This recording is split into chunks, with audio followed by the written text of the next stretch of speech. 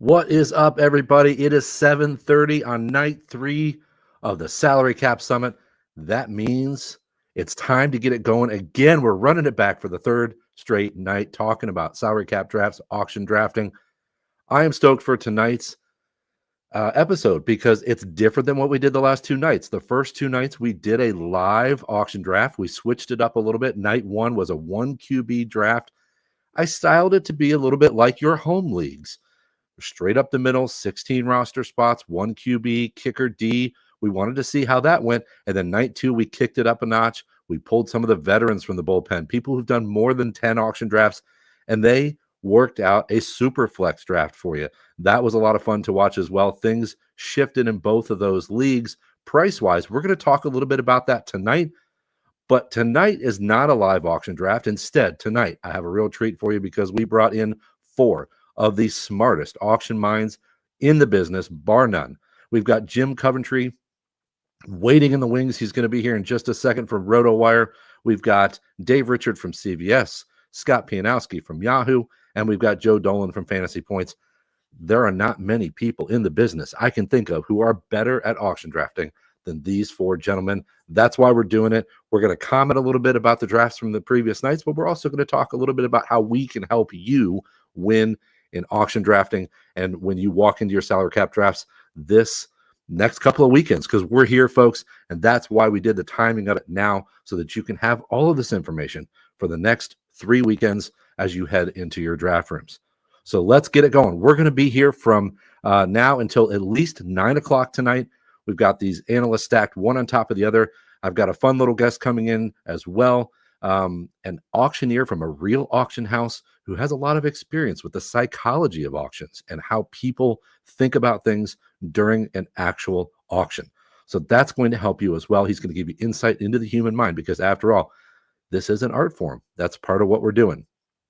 Without further delay, let's get it going here. The Salary Cap Summit, sponsored by the Auction Brief Podcast. I'm Drew Davenport. Let's get it moving. Here we go with my buddy, Jim Coventry from Rotowire. Jim, how are you tonight, buddy? Excited to talk some auctions, Drew Davenport. Thanks for having me. This is so much fun, man. You bet. When I thought about who I wanted to have on, I sent out about 6 or 7 DMs, and you 4 were at the top of the list. And I wanted to get you guys in here because I know how much you love the format, but also I've had such extensive conversations with you over the years about auctions. And I told everybody, that is how we met. I mean, we were standing in a BW3s after the first Kings Classic I was in, and you pulled out a little crumpled piece of paper and said, "These are the guys I got." And I was like, I think I like this guy. So you've got a lot of auction experience and you love the format, right? It is the best format in the world. I get it. Some people don't have time or preparation skills. Forget it. You have the time. You've got the preparation skills. You got to learn from Drew Davenport. Get all the information he's putting out there. You will have the most fun. You'll never go back to a snake draft if you're doing auctions. I'm telling you. Hello to our buddy Ryan McDowell. Love that he's popping in for the feed, and of course our buddy JJ Winter here. But you're absolutely right. You once you experience it, I think there's a little bit of trepidation about actually doing it and how to do it and how it all works. I would encourage you just to get into a mock draft. There's plenty of people in the industry running mock drafts like this. Get into a mock salary cap or mock auction and just do it. And you'll see that it's not the mysterious thing that you think it is. In fact, it's exhilarating and it's fun. But that's kind of where I want to start today because that is a bit of a problem. There's a entry barrier here, isn't there? I mean, we have a problem in our industry serving the people who want the salary cap auction information. What do you think the answer is to trying to move this thing forward a little bit? I feel like we've got like a rock and we're like 10 feet down on the ocean floor and we're like walking forward with this rock. Like, it's difficult. We can make progress. We're making progress. But what are your thoughts about what we do here with that? So when 98% of the fantasy football articles, analysis are out there, it's for redraft leagues. So it's maybe scaling it down, getting even 5 to 8% of good auction information out there, just enough to start getting people to get into it. Influential people are going to have to start making the move, because if influential people start putting that word out, people might take notice. And maybe there should be more of these industry leaders having auctions and maybe live streaming them, and maybe seeing how many people we can get on one and let people watch it. Things like that could begin to grow legs. One last thing I want to add. Those of you who love playing cards or poker, auction in my mind is a poker game with fantasy football mixed in, and it is an adrenaline rush. It absolutely is. And it is, there's so many comparisons between the two things, between poker and between auction drafting. It is an unusual. Um, I find it to be very funny how many people I talk to that love auctions that also play poker. There's so many similarities there, and you talk about the exhilaration of it. And I say this all the time. One of the things that people constantly say is, "Well, I don't have the time, or I don't have this, or I don't have the people in my league who really want to do it." And I say, I think that the minute you do it, you're going to realize that a 2-hour snake or an hour and a half snake is not quite as fun as a 3-hour auction. So you want to spend that extra hour, and the exhilaration, nothing matches that feeling. I say this all the time. You know the feeling when you walk up there and you're about to like place that sticker on the board, or you're about to get a player, you're about to click on a player, and then he's yours. You get that feeling the entire time, right? Yes. It's Any bid you make, you're hoping, is this the bid that's going to end it?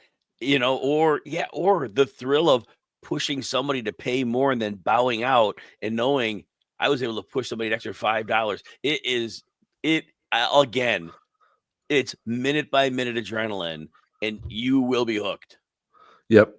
And I talk about that all the time, and I say like that feeling of like, hey, I just made a little play on that guy. Not that you're like this sneaky evil person, but like that's the game, right? I mean, that's what we're Yep. here to do, is to play the game better. And I feel like there's not a whole lot of game theory that goes into a snake draft anymore. The saturation of the format just means that we kind of know the angles right now. Like you can go find an article right now. Pick 6 in a 12-team league. How do you have the perfect draft? It's right there. You can't do that with this format. Drew, I will tell you this. Even though I was in a 14-team Kings Classic draft, it wasn't the 12 that are out there. I was picking 14th. I knew pretty much locks of what players I was getting. I drew out my draft board ahead of time, pretty much got those players with very little, in change of instance. That is boring. It was fun, but it was boring.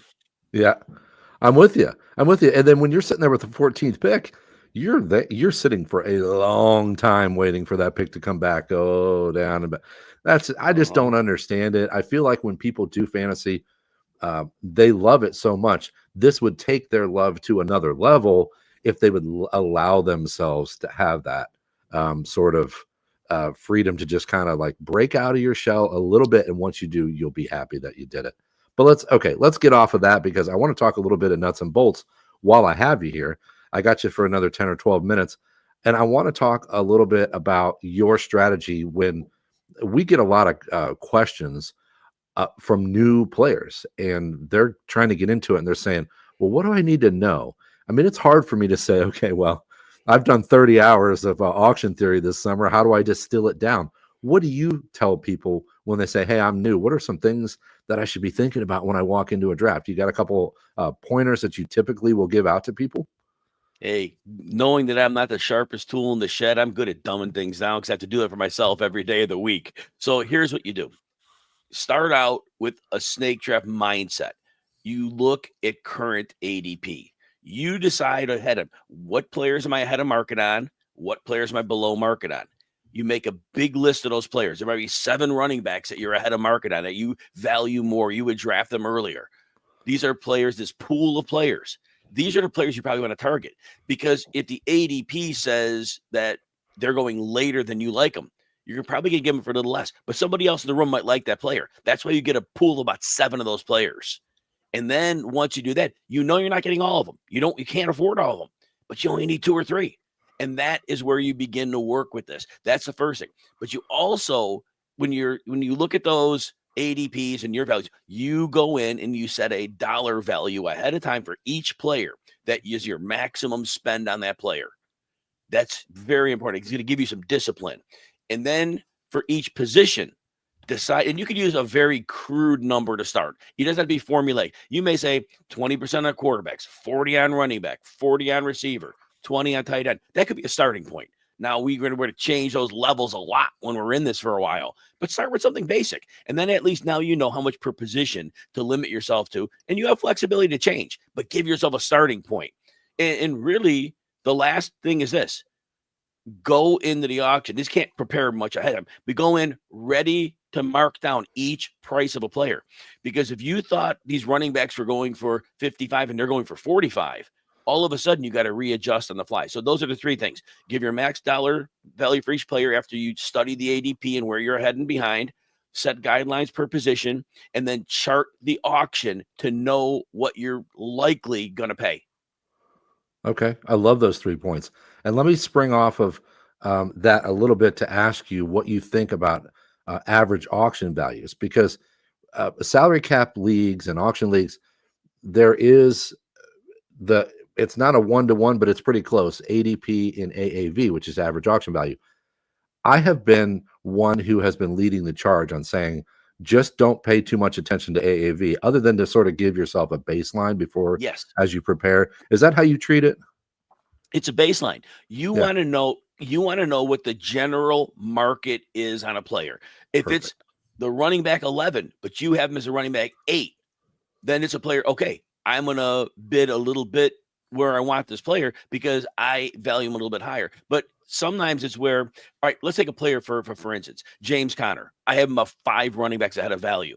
Now I know that in an auction, most auctions $200. He's probably going for about $20, $21. At that point, I view him as a $24, $25 back. I have him up at running back 15. So for me, I'm going to pay that because to me, that's a value.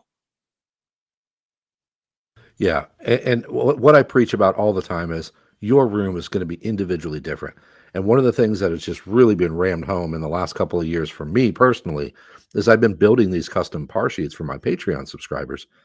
And you would be shocked at how difficult it is to get 2 leagues that have the same settings. There just aren't, like, 1 keeper, 2 keeper, this keeper adds $5. This league has a flex. This has a super flex. This has 2 flexes. This has 2 wide receivers, 1 wide receiver, half PPR. It's amazing. So that baseline is fine, but if we get too wrapped up in it, it's just counterproductive, in my opinion. So go ahead.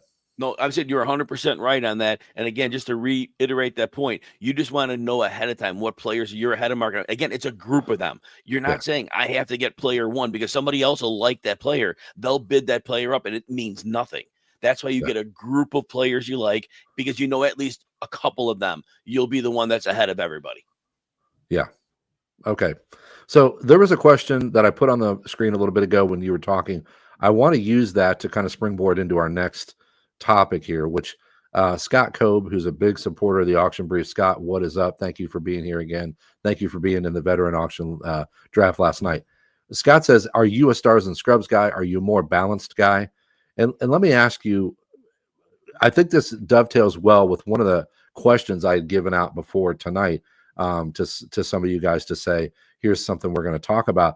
And that was, are there personal things that you do that you don't necessarily like give out, like, hey, everybody do this, but it's kind of something that you do like to keep yourself on track or in your preparation? That's part one of the question, like what kind of personal things do you do?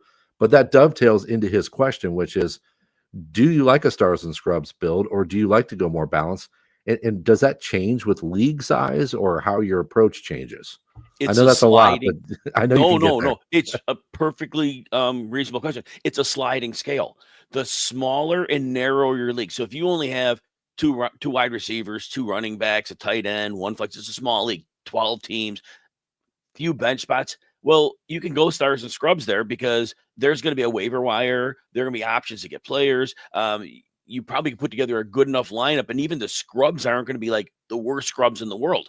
But the bigger the league gets, so that's why I said the sliding scale. Kings Classic, 14 teams, 3 flexes, 3 receivers, 6 bench spots, 4 IR spots. The bigger the league, the more you want to compress your stars and scrubs to a middling. I don't want to overpay on any one player because I don't want a bunch of $1 players in my flex spots. I want $5, $8, $10 players in those flex spots. And the only way in a bigger league to get that is to compress. And it's a middle ground approach. But like I said earlier, the smaller the league, expand it out. Stars and scrubs is fine. Yeah. This is what I love about having these guys on, because a lot of times I spend days and weeks like shouting into the void to all of my followers. And I feel like, am I right? Do other people believe this kind of thing?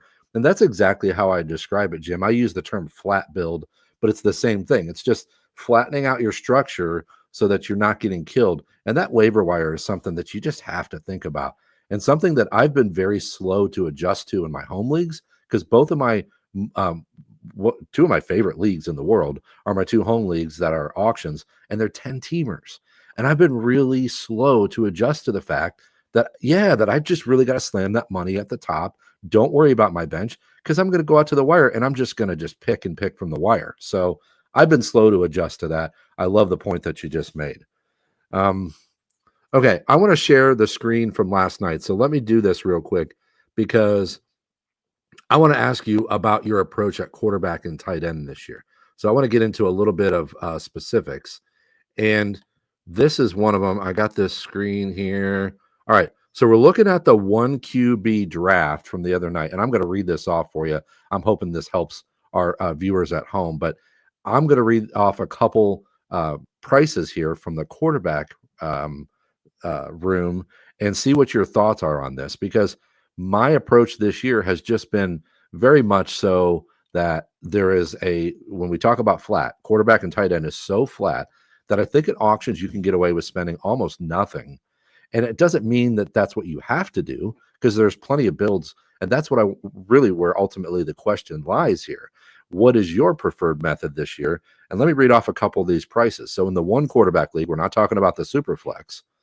We've got Lamar Jackson went for 32, Josh Allen for 28, Jaden Daniels for 25, Jalen Hurts for 23, and Joe Burrow for 21. That's pretty straightforward stuff, right? I mean, we have the top 5 guys really bang, bang, bang right in a row there. None of them under 20, all of them in the mid 20s or upper 20s. And then we've got the other route that other people took, which was Drake May went for 11. I was a little bit surprised there. Brock Purdy for 5, Dak Prescott for 5, Baker Mayfield for 5, Justin Fields for 8. Now, I don't expect you to remember all those numbers, but what do those things say to you? And when you're looking at those prices, which approach are you choosing most of the time with those prices in mind? So I will give you an answer, and then I'll give you a real life example of something that had to change it. This year, now a lot of years we wait on quarterback, but we're waiting on unproven players. These are lottery tickets. This year is different. Dak Prescott is a quarterback 2, 3, and 7 finish. Justin Fields had an 1,143 rushing yard season. Brock Purdy had a 31 touchdown season. This is a year where you can get cheap quarterbacks who have done it already. And so it's a good year to chase the cheaper quarterbacks. And so now we look at Prescott's my target. And at the price he went for 5, I'd be on that all day. But I'm in the Kings Classic auction, and I'm trying to sneak through a cheap quarterback. So sneaking Prescott, he gets bid up to $12. All right, try Caleb Williams. See if I can get him for 3. He goes up to 9. I go, you know what? Jalen Hurts is still on the board. When he comes up, I'm just paying for him. And it was 17. And at that point, it was like he was the cheapest of the 5, the big 5. But it was like, if you're going to charge me 12 for Prescott and you're going to run it up to 7 on Williams, I'm just going to pivot. And that's the thing I want to point out. You pivot in these auctions when you have to. The plan was great, but I couldn't take a chance on getting the quarterback cheap that I wanted. Most auctions do go to form. It's that quarterback 8 through 13 or 15. They're normally going to be $5, $7 or less. But if your auction is that snowflake that pivots, you've got to roll with it, make a different decision on the fly. Yeah, I agree. And I almost ended up with Hurts in the Kings Classic myself, because he was there still at the end of the 6th round. He didn't get nominated till the end of the 6th round. That's interesting. And also, that's the situation where you may find that value. And Scott Pianowski ends up locking him up for $14. That's a fabulous deal. Yeah. I should have said 15. I was in a bad spot with my cap at that point. I couldn't say 15. But okay, I'd love to hear your take there. Jim, I got one more question for you. I'm going to put Dave Richard here into the room, and I'm going to introduce him real quick. But then I want to get one more question from you, Jim. And if you got to get moving, I understand your 20 minutes are up. I can't believe that's so quick. I think but I'm going to let you get for out. 30 though, but that's fine. But if you want to let me out sooner, kick me out sooner. Yeah, you get us top of the hour, but I'm not kicking you out ever, my friend. You'll have to leave. Top of the hour, I'll be gone 10 minutes. Okay, cool. Perfect. That's great. A little bit of overlap's great. So I'm going to add Mr. Dave Richard from CBS here. Dave, what is up? Thank you for joining the show, man. It feels a little bit like a mini Kings Classic in here right now with you, Drew, and you, Jim, and I'm missing you guys in Canton. But I can tell you this. I did not miss drafting with Jim Coventry because that guy takes all my favorite players every single year, at least once every auction. Jim and I get into a big battle over somebody good. And this year, no battle. I'm happy with that. But there is nothing like battling out with Dave Richard because Dave is the elite of the elite. And I know if he liked the player I liked, I had a good day. And I always like to mess with Jim. And I don't know if there's any rhyme or reason to it. But when the auctioneer goes, Jalen Hurts going once, going twice, and then I put my finger up at the going twice. I wait till the last minute just to kind of get them just a little bit more. And sometimes, maybe this is a point, Drew. Sometimes it gets people to crack. Sometimes people say, you know what? Take them. Because they hated that they lost out on that player at the last second. So that's something that I do like to do. It's sometimes just to mess around with people like Jim, but sometimes it comes in handy. I get a guy for the price I want. Well, what you're saying about Jim is what I say about Scott Pianowski. The dude wasn't in my room for a couple years, and I was really happy about that. He was back this year, and he busted me up the entire time we were in there. But okay, I'm gonna get rid of the screen here in just a second. But let me ask you, Jim, one more question that's specific to this draft we did on Sunday night. It's a 1 QB, straight up the middle PPR, and we just talked about quarterback. And now I want to ask you about tight end because it's somewhat similar situation. And Dave, if you want to hop in after Jim gets done here, you guys may be in agreement on this. I don't know. But Let me read off a couple of the tight end prices in this 1 QB league.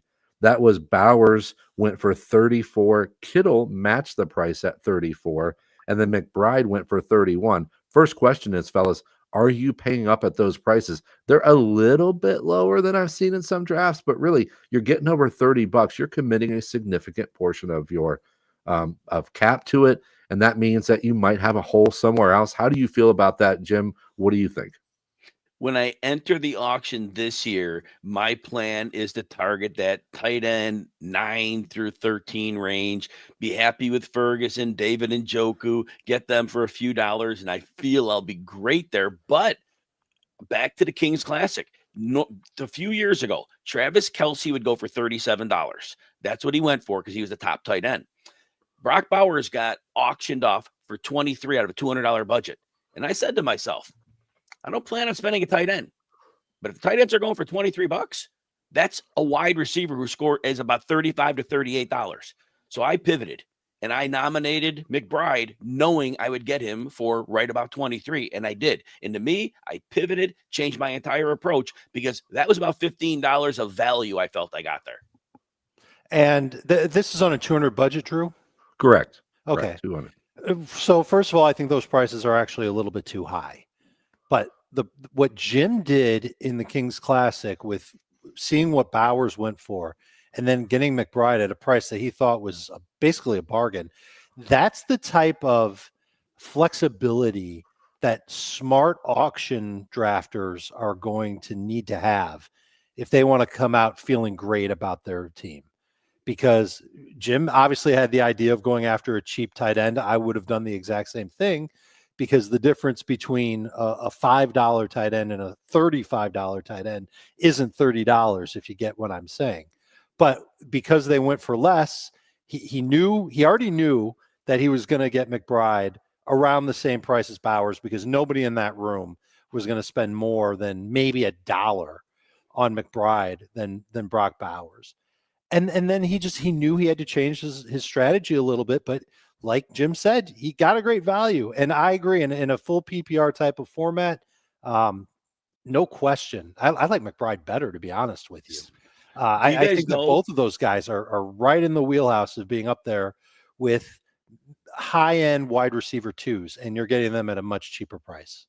Real quick, everybody out there, from week 5 on, when Arizona went to a 2 tight end base offense, they pulled out Greg Dortch. Does everybody know that McBride outscored Bowers from that point on? And they both had late buys. And from their week 10 and 11 buys, McBride outscored Bowers by 2 PPR points per game. And everybody has Bowers ahead of McBride. And I'm saying, why? I don't mind it in non-PPR, Jim, because I think Bowers is just more explosive of a player. But look at the changes in Las Vegas. They drafted Genty. They added some help at wide receiver, however small it might be in the draft. And yeah, Geno Smith's there, and that's an upgrade at quarterback. That's all very true. I think just the whole tenor of that offense is going to change and be a lot more run-centric than what the Raiders were last year, meaning that there's going to be a target drop potentially for Brock Bowers. What's changed in Arizona? Nothing. And so that's why I really like McBride, especially in full PPR. All right. Well, hey, this is why we have you guys on here. And I want to hit the low end of the tight ends real quick before I want to back it up. Dave, I want to get your opinion about something I asked Jim about at the beginning. But the low ends of the tight end spectrum here, we're talking about guys. I'm going to flip back and take a look at this board real quick.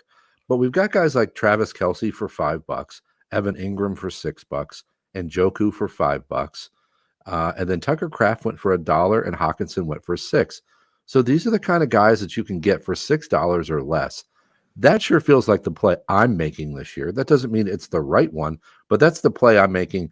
And what I've said more than anything about the tight end position is that it's a really time-dependent nomination thing, because when you get to the end of a draft, people just do not care about the tight end anymore. They're scrambling to fill their roster. They're not worried about it. And so that's how you see these weird little $1, $2, $3, $5 prices. Is that what you guys want to do? Dave, what do you think? Yeah, if I can get 2 tight ends for $8, $9, I love it. A, because I know there's going to be some good value there. B, because now I'm filling 2 roster spots for $9, and that just gives me 91, 100. Well, in this case, it's a $200 budget, so $191 to spend on all the other positions. And just like I said before, like the difference between these low-end tight ends and the top-tier guys, of course there's a difference, but it's not like 7 times the value difference. Right. And Jim, let me ask you, because I always say that I don't love mid-round tight end. We've all had that drummed into our head. Mid-round tight end and a snake. It's kind of a poor bet to make because of the track record of the mid-round tight ends. But also, I say it all the time, it's opportunity cost. I'd much rather have a guy in the 7th round that can produce for me as a wide receiver 2 or RB2 or whatever than I would to just reach up and grab Evan Ingram. But in an auction or salary cap draft, you don't have to make that choice. What's your opinion there, Jim? Yeah, the more money you can save in a typical auction for your running backs and your wide receivers, that allows you to build the core of your team. That's why Dave talked about saving money at tight end. That's why I talked about saving money. It's an exceptional circumstance when I don't do that. And that's what we talked about a moment ago. So, yes, it allows you to bid up on those players that you want at running back and receiver. And to me, that means everything. I agree. So, all right, that's some specific stuff here. We're going to let Jim get out of here. He's been very generous with giving us a half hour on the feed. Jim, thank you so much. You can find him over on Twitter at Jim Coventry NFL and doing his work over there for Rotowire. Thanks a lot for being here, Jim. All right, man. Enjoy the show.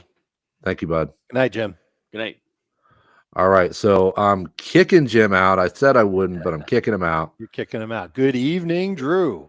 Dave, what is up, buddy? We're going to get Scott here in just a second. Scott's eager, and I love that because I want to talk to Scott for as long as possible. But Dave, I want to get a couple minutes here with you. I'm going to get off of this draft board for just a second because I want to go back out and conceptualize a little bit about salary cap and what we can do as an industry. One of the things I put on here, and I want to get everyone's take that's on tonight about this, because we love the format. You and I just, we love it. Jim loves it. Scott loves it. Joe Dolan. We're all just all in on it. But Jim made the great point. There is really just not that big of a demand. It's still a niche. And I'm not saying that people don't want it, because I feel like it's an underserved area of what we do, but it's underserved for a reason, because it's not a big money maker. I don't have a problem with sites that say, hey, we don't really care about this because people aren't clicking on it. That's cool.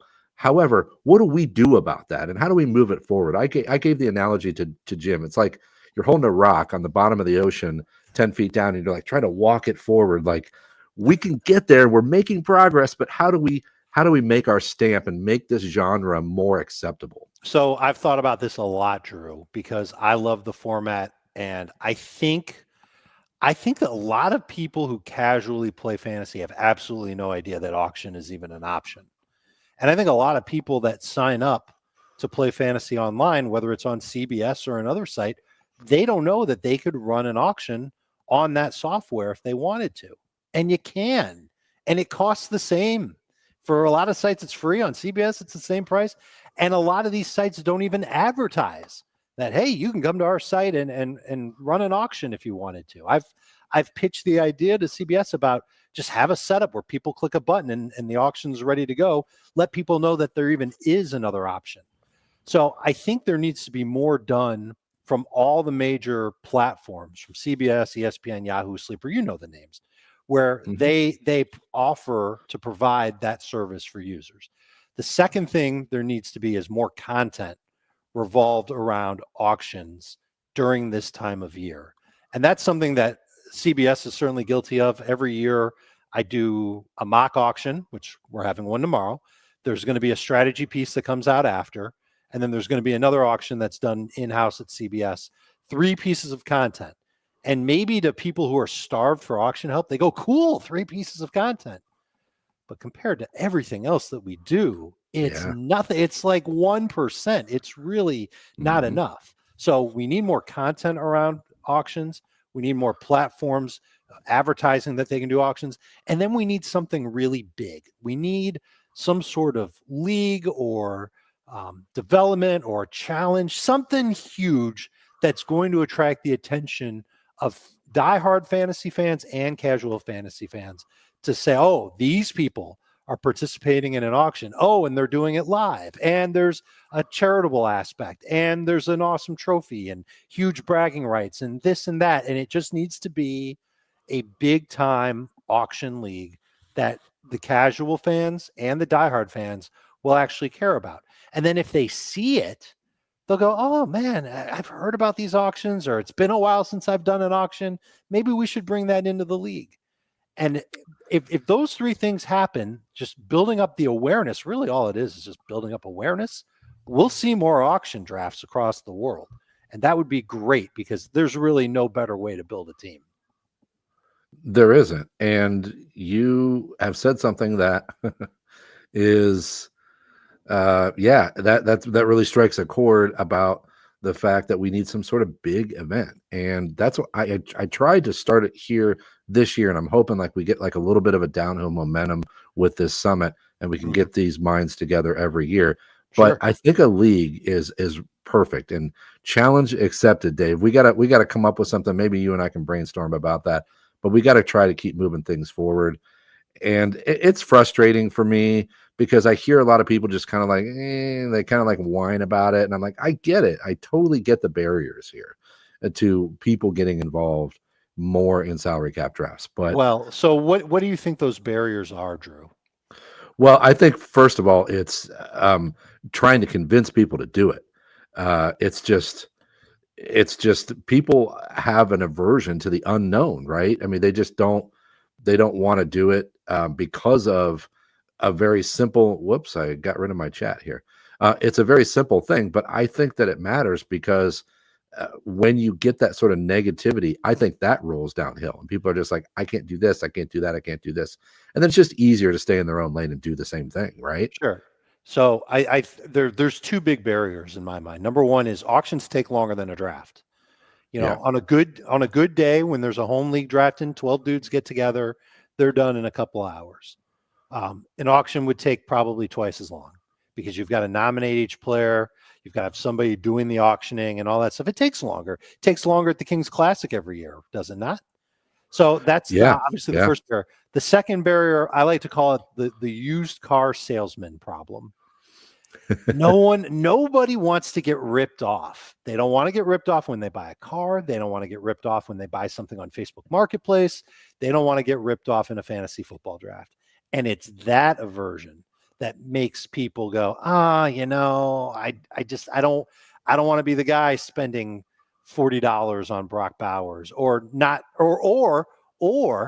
letting somebody in my league get Trey McBride for 23 when he should be going for more, or Jalen Hurts for 17 when he should be going for more. People are very focused on what's fair and what's right, and they're not thinking about themselves benefiting from being knowledgeable and on top of what goes into an auction draft. They're worried about getting ripped off. Even when it comes to something as, fantasy's supposed to be fun.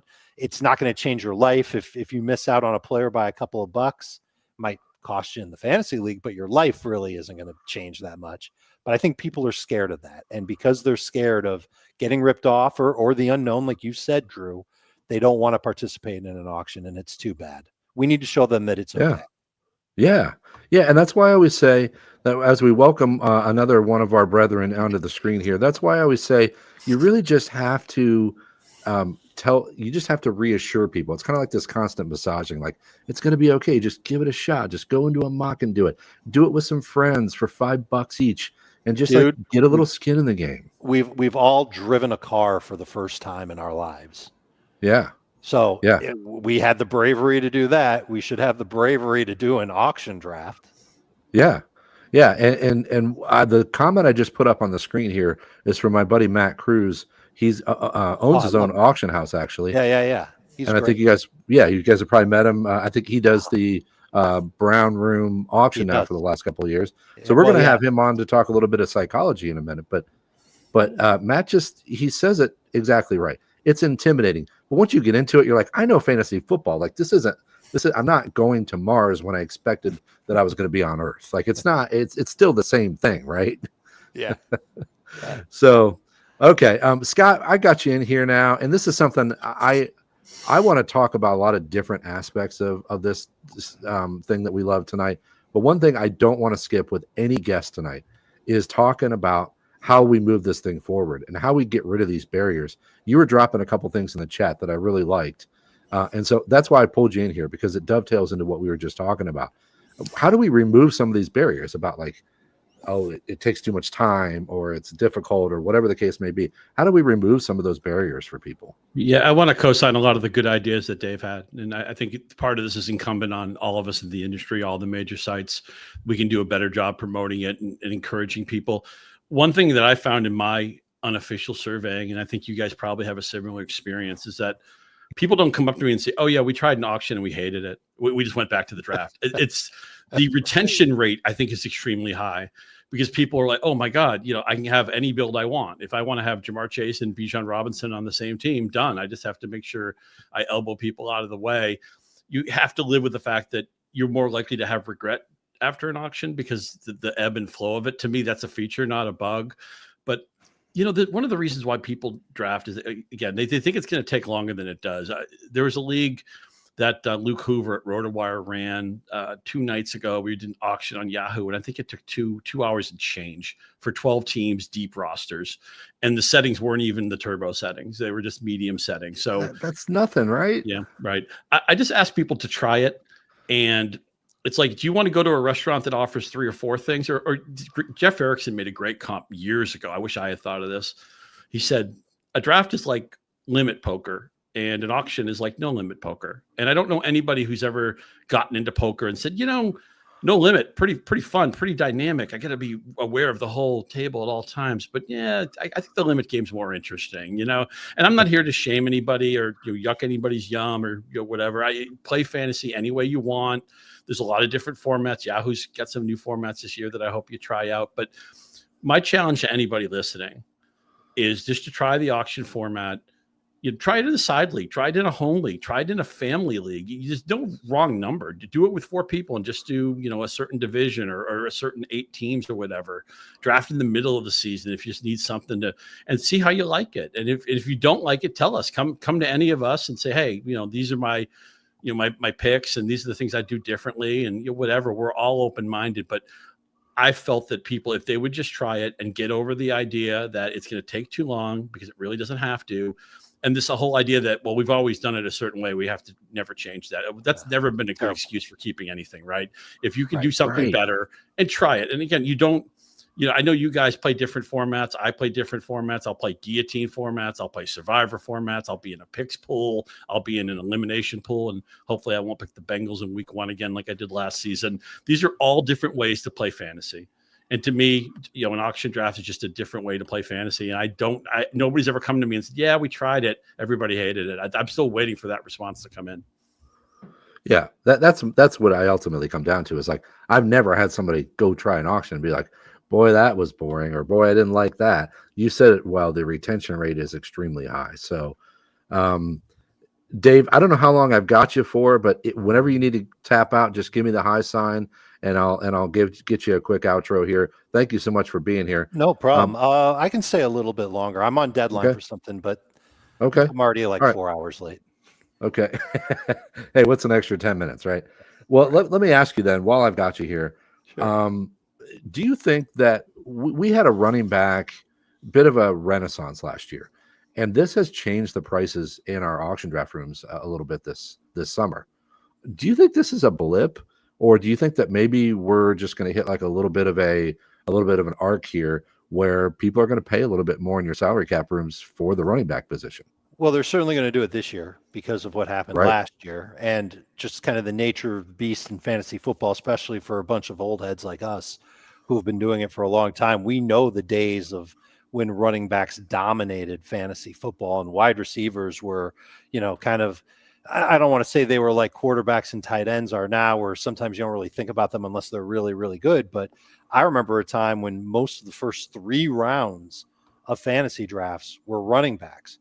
But those were also times when we didn't count catches and scoring was pretty rudimentary. And we had to use newspapers to keep track of our scores instead of the internet. So maybe we just didn't know what the hell we were doing at that point.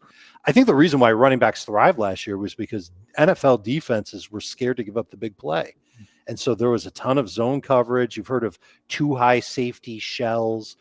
That means that at least 2 defenders were playing back. They didn't want to give up those big downfield plays.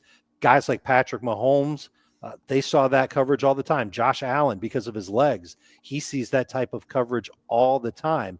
And so if defenses are going to play a lot of zone coverage and not stack the box to stop the run, offenses are going to say, all right, cool, we're going to run the football down your throat. And that's what happened in Baltimore. That's what happened in Philadelphia. It's what happened in plenty of other places around the league. Green Bay. With some of the running backs picking up a lot of work, catching the ball out of the backfield too, because a lot of short throws are just as good as runs when it comes to playing against those safe zone coverages. And until NFL defenses find enough defenders who can slam on the run without them sacrificing the help from safeties, we're going to continue to see this. And it's probably going to continue into this year. And so betting on running backs, and I would venture to say betting on the younger running backs, is probably going to be a very smart move for fantasy managers to do this year. Yeah. Scott, what's your take on that? I mean, are we seeing a bit of a trend developing? Because I know our my buddy Dwayne McFarland, we all know Dwayne over with Fantasy Life, has talked about how we're in a bit of a dip on passing because of what you just mentioned, Dave, that defenses have adjusted.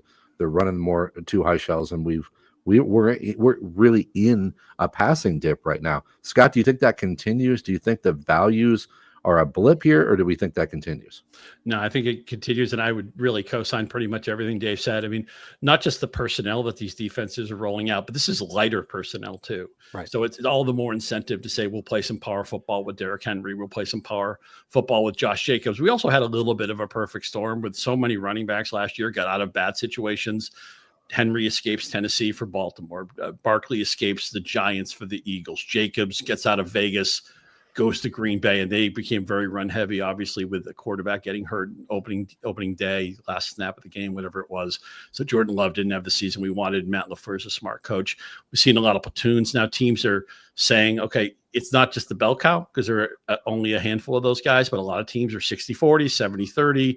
We need two good running backs. I mean, we saw the Broncos, they draft RJ Harvey. We're all excited. Wait a minute. No, we need J.K. Dobbins too. Sean Payton wants to use two running backs. That's what 27, 28 teams are probably doing right now. So it's a cat and mouse game. And for the most part, I think the defenses are content with saying, beat us with a 15-play drive. You're not going to beat us down the field.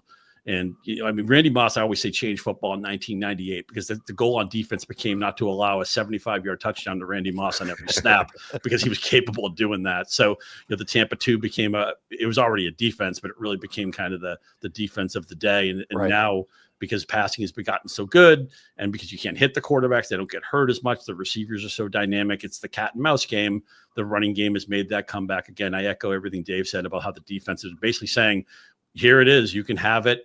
We dare you to put together a long drive. Hopefully you'll pick up a holding penalty. You'll have one play that doesn't go anywhere and we'll force you to punt or maybe kick a field goal, but we'll keep you out of the red zone. So it's not always the most exciting part of football, but I'm glad to see the running game make a comeback of sorts because 10, 15 years ago, it was running back doesn't matter and don't take these guys in the first round of the NFL draft. And if you do, you're making a huge mistake. And I get that the values of these guys are always going to change. And obviously there's a lot of good running back. Like Sean Tucker's a guy who may never get on NFL field for substantial touches. I think he could be a great back if he gets that opportunity. There's so many running backs you could say that about who just need maybe an injury or two, an opportunity or two. But I think coaches are smart to say, look at what Liam Cohen did last year in Tampa Bay, where he threw to his back so successfully. And we're trying to figure out which running back is going to catch the ball in Jacksonville. That's always been a cheat code I think smart coordinators take advantage of.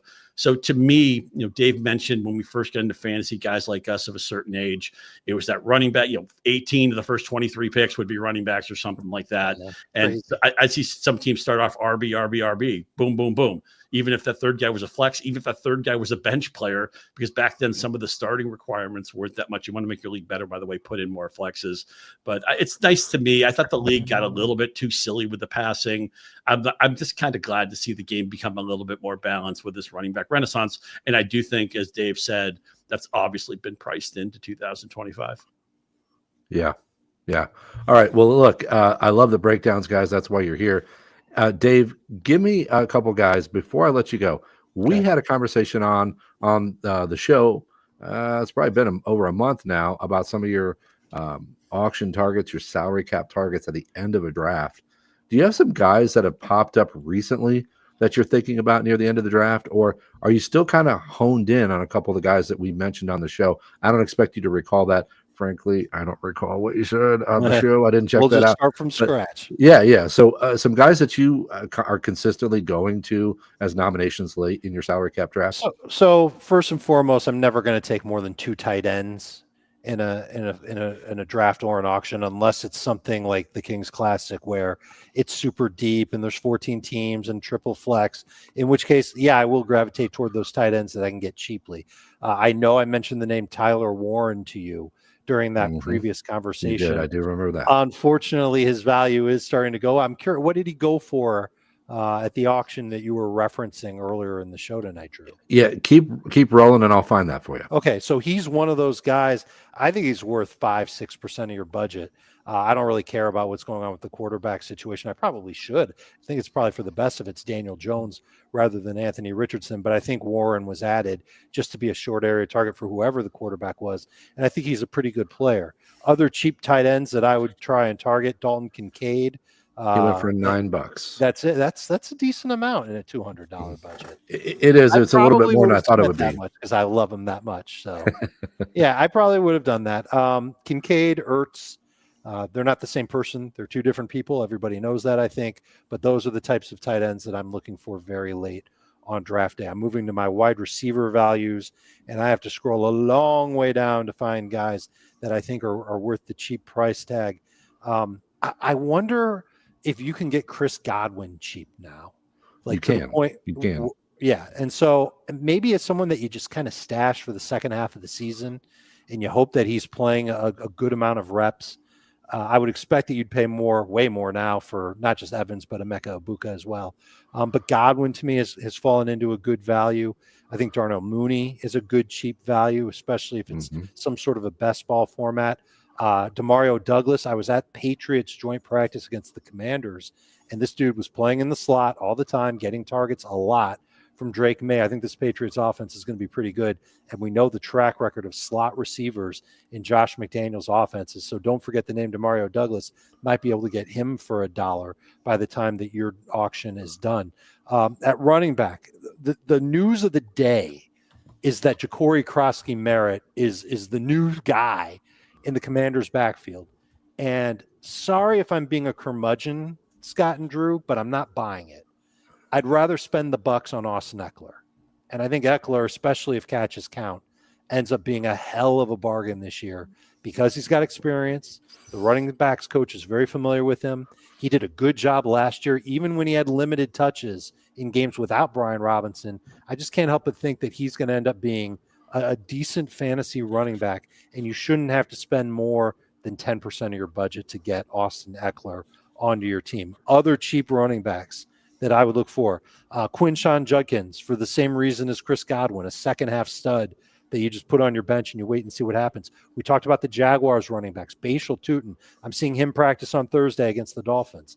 Really looking forward to seeing what he can do, because if he can hold on to the football, yeah, there's a chance he could end up being this year's Bucky Irving, because we know that Tank Bigsby, while he's efficient, he's not a perfect player. Travis Etienne, while he's a former first-round pick, he's not a perfect player either. And we know that Liam Cohen has already last year gone with a day 3 running back and turned him into a star. He could do the exact same thing with Bashal Tutin, who was not a first-round pick. And then one more running back is Braylon Allen with the Jets.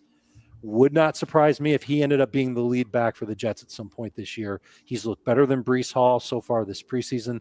I do worry about this whole Jets offense in general. I'm very cold on Justin Fields. But Braylon Allen looks the part. He played some third down snaps in their last preseason game. He's a physical running back, so he could work at the goal line, and he's going to be cheap. He's going to be a lot cheaper than Breece Hall. So that's the Jets running back I'd rather spend a few bucks on. Okay. Well, hey, that's a heck of a rundown there. Dave, we really appreciate the time. I know you're on a deadline. I know you got a lot going on. So thank you so much for being here, Dave. I don't need to tell many people where to find you. This guy, one of the pillars of the industry, Dave Richard on Twitter, as well as over there at CBS Sports. Thank you so much for being here, Dave. Well, the thanks is for you for creating this summit and then inviting me to be a part of it, Drew. Let's keep it going. Let's keep the auction conversation at the forefront of our minds so that it's on the tip of the tongue of fantasy drafters everywhere. Love it. Love it. I agree, man. Thank you so much for being here. Dave Richard, everybody. He's always generous with his time and moving this industry forward, and tonight is no exception. Thanks, Dave. Good luck. Good night, Drew. Good night, Scott. See you, Dave. Right, see you tomorrow. buddy. Yes, see you tomorrow. All right, so Scott, I'm going to bring in this auction here because I think this is a perfect topic to have you on with as well, because you and I have talked a little bit about how you've got these drafts where you know some people pretty well and you're able to kind of like bid some guys up, or they're able to bid you up. And so there's a lot of human psychology there that, Scott, that you and I have talked about before. And I love this part of auction drafting.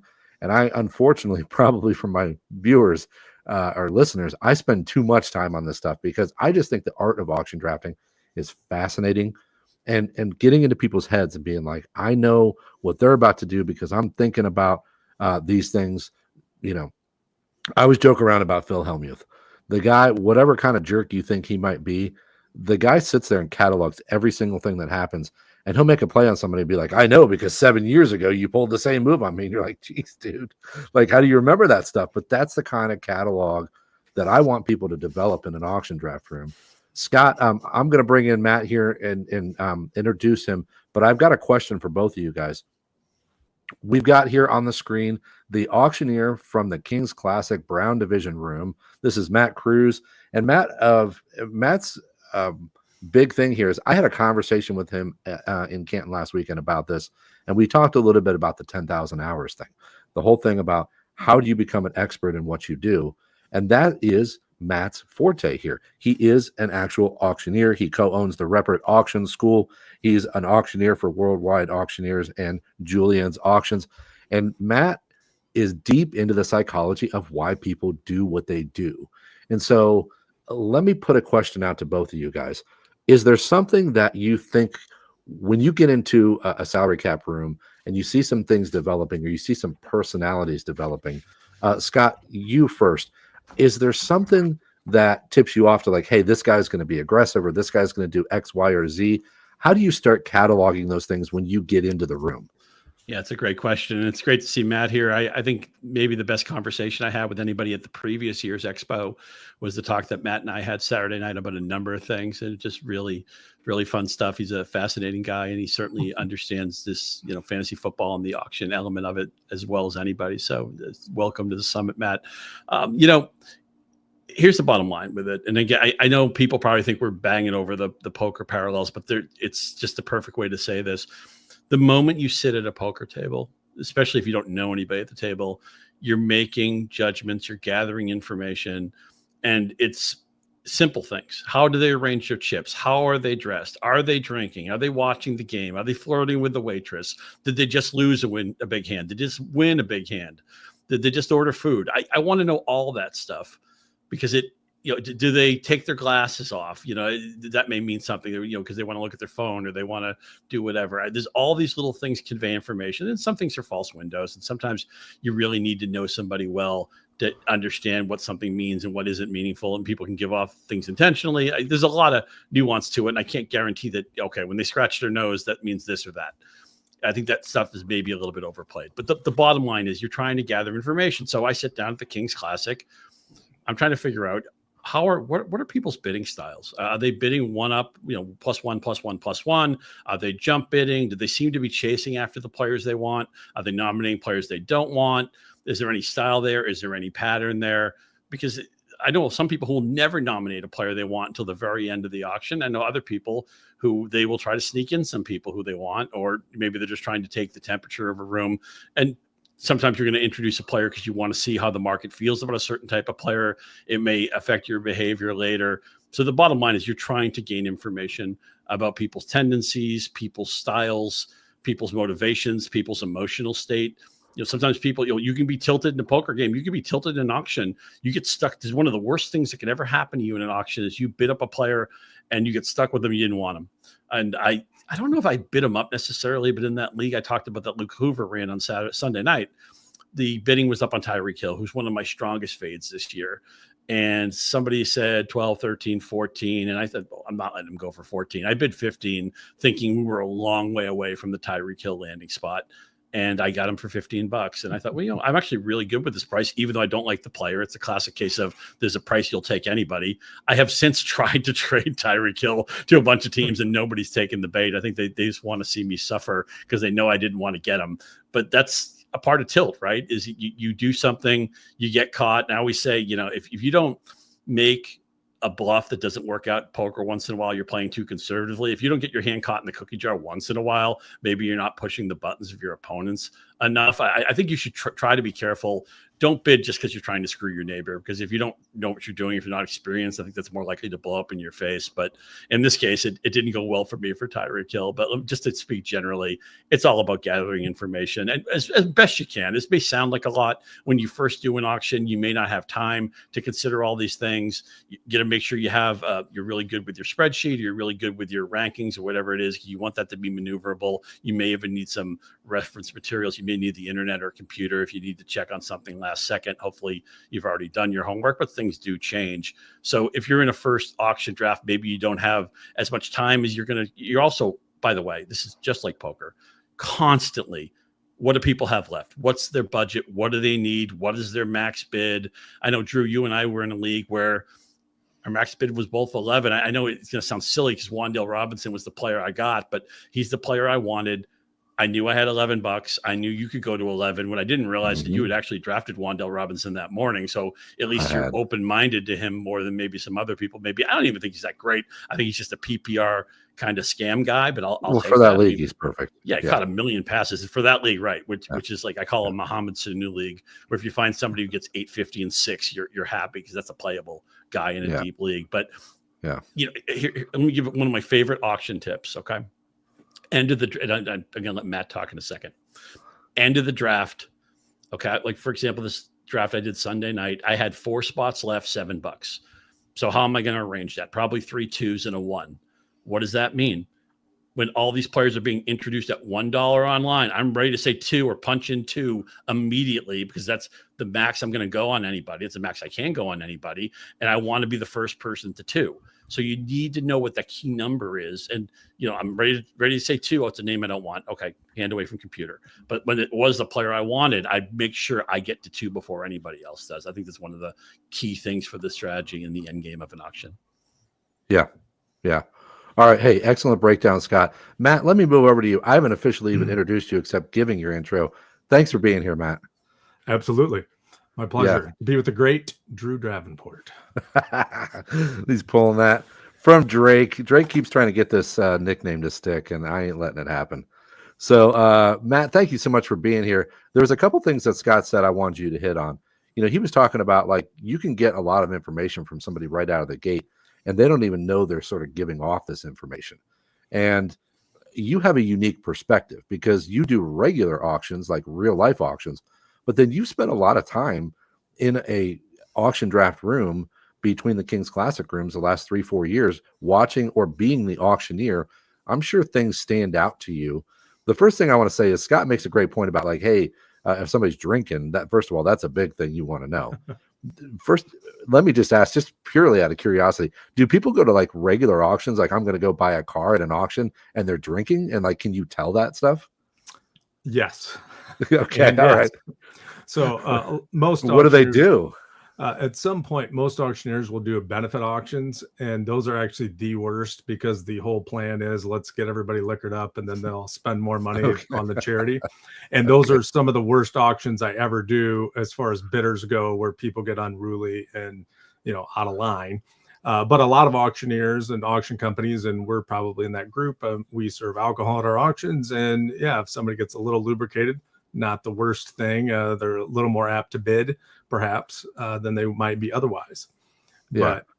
Well, let me ask you. Let me focus it back to the fantasy. That's fascinating to me. I could talk about that stuff for like the whole show, but let me focus this back on the fantasy. What are some things that you notice as an auctioneer when you're doing the auction or you're watching the auction? Because, like I said, you have the unique perspective of being an auctioneer, but you're also an auction guy as like a player of fantasy football too. That's something you like. So you've got this really kind of like triad of expertise here. What are some things that you notice as the auctioneer standing up in the front of the room that maybe other people need to be picking up on?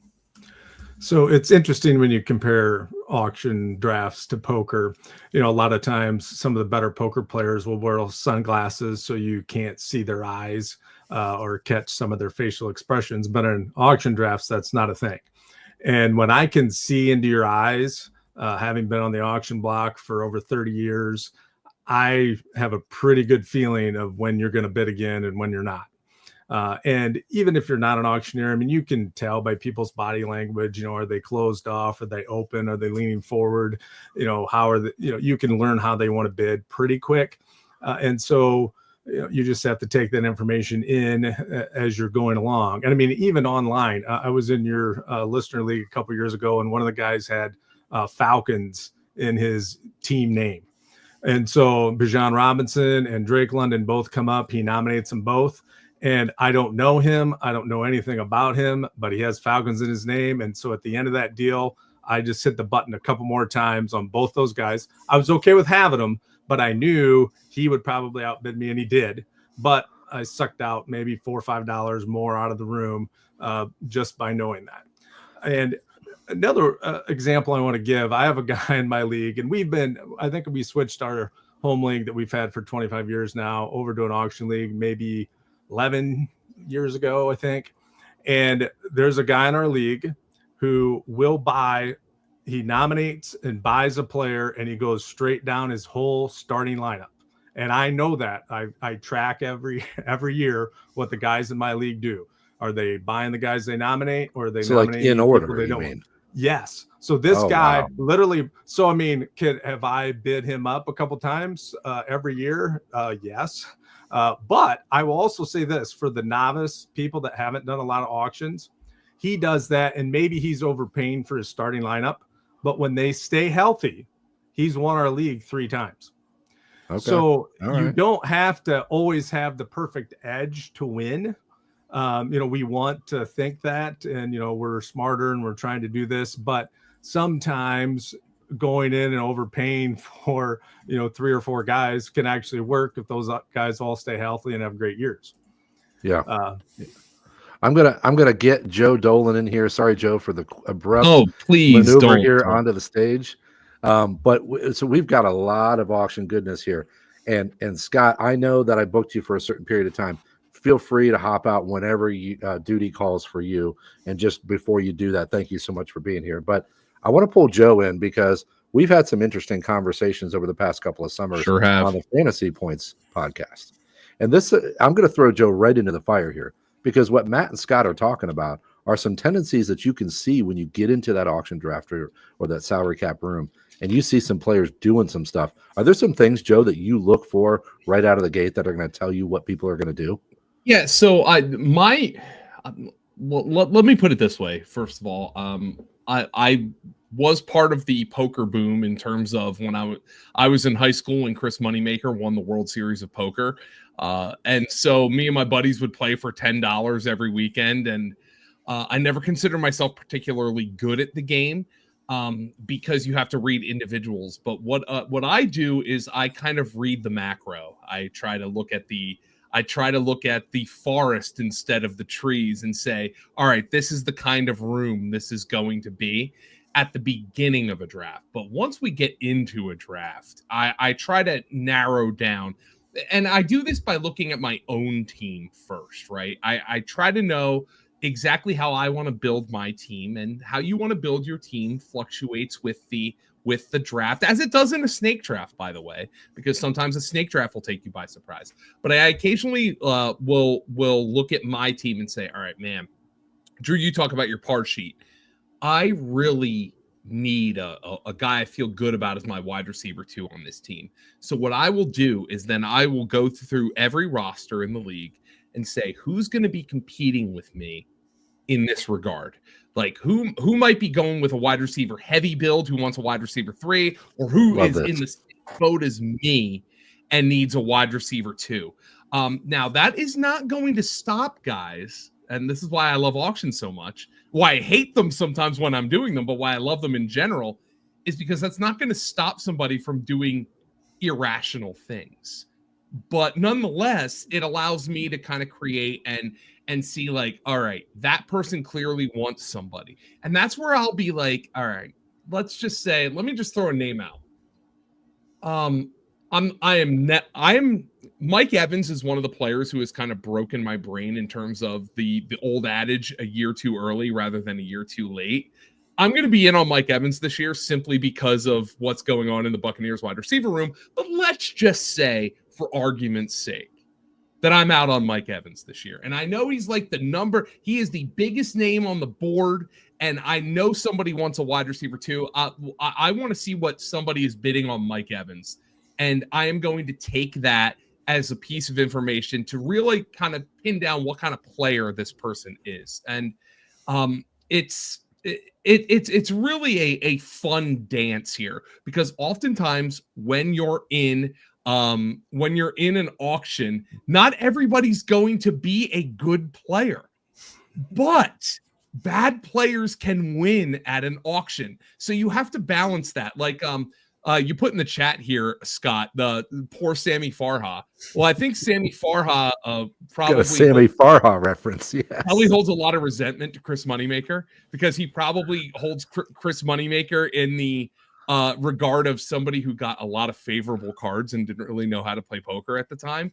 But sometimes those people in your auction league are going to win bids that you wanted to win because they acted irrationally and nonetheless kind of I know I'm going off on a tangent here, but nonetheless acted irrationally and kind of lucked themselves into a good player. I want to try to avoid that, Drew. And that's why on our conversations, we've talked about tiers. I want to draft at the beginning or the middle of a tier. I never want to draft at the end if I can avoid it. I want to say really quickly. Yeah, hop in, Scott. One of my enormous auction draft, salary cap draft tips is you have to try to get your players when your opponents have alternatives, which is just another way of saying what Joe just said. You don't want to be dancing at the end of a tier. You want to be dancing at the top of a tier, in the middle of a tier, so your opponents have a chance to get away from the player thinking, well, I have 4 or 5 similar guys. I'll go after those guys. If you wait until the tier has been depleted, that's when you get the panic where it's going to snow tomorrow and people are arguing over the last piece of bread or the last roll of bathroom tissue or whatever. That's the worst place to be. And not only we have to pay like crazy, but the rest of the room will be laughing their heads off while they watch you spend $11 more than you needed to. This is going to sound ridiculous to people, by the way, but like in your auction draft, Derrick Henry might go for more than Saquon Barkley. He might go for more than Bijan Robinson.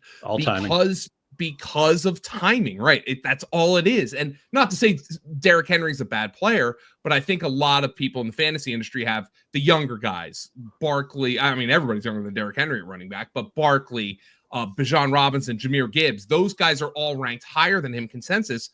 But if your opponents determine that they need a number one running back they feel good about, Derrick Henry might go for more than those guys. So it really is a dance, as you mentioned.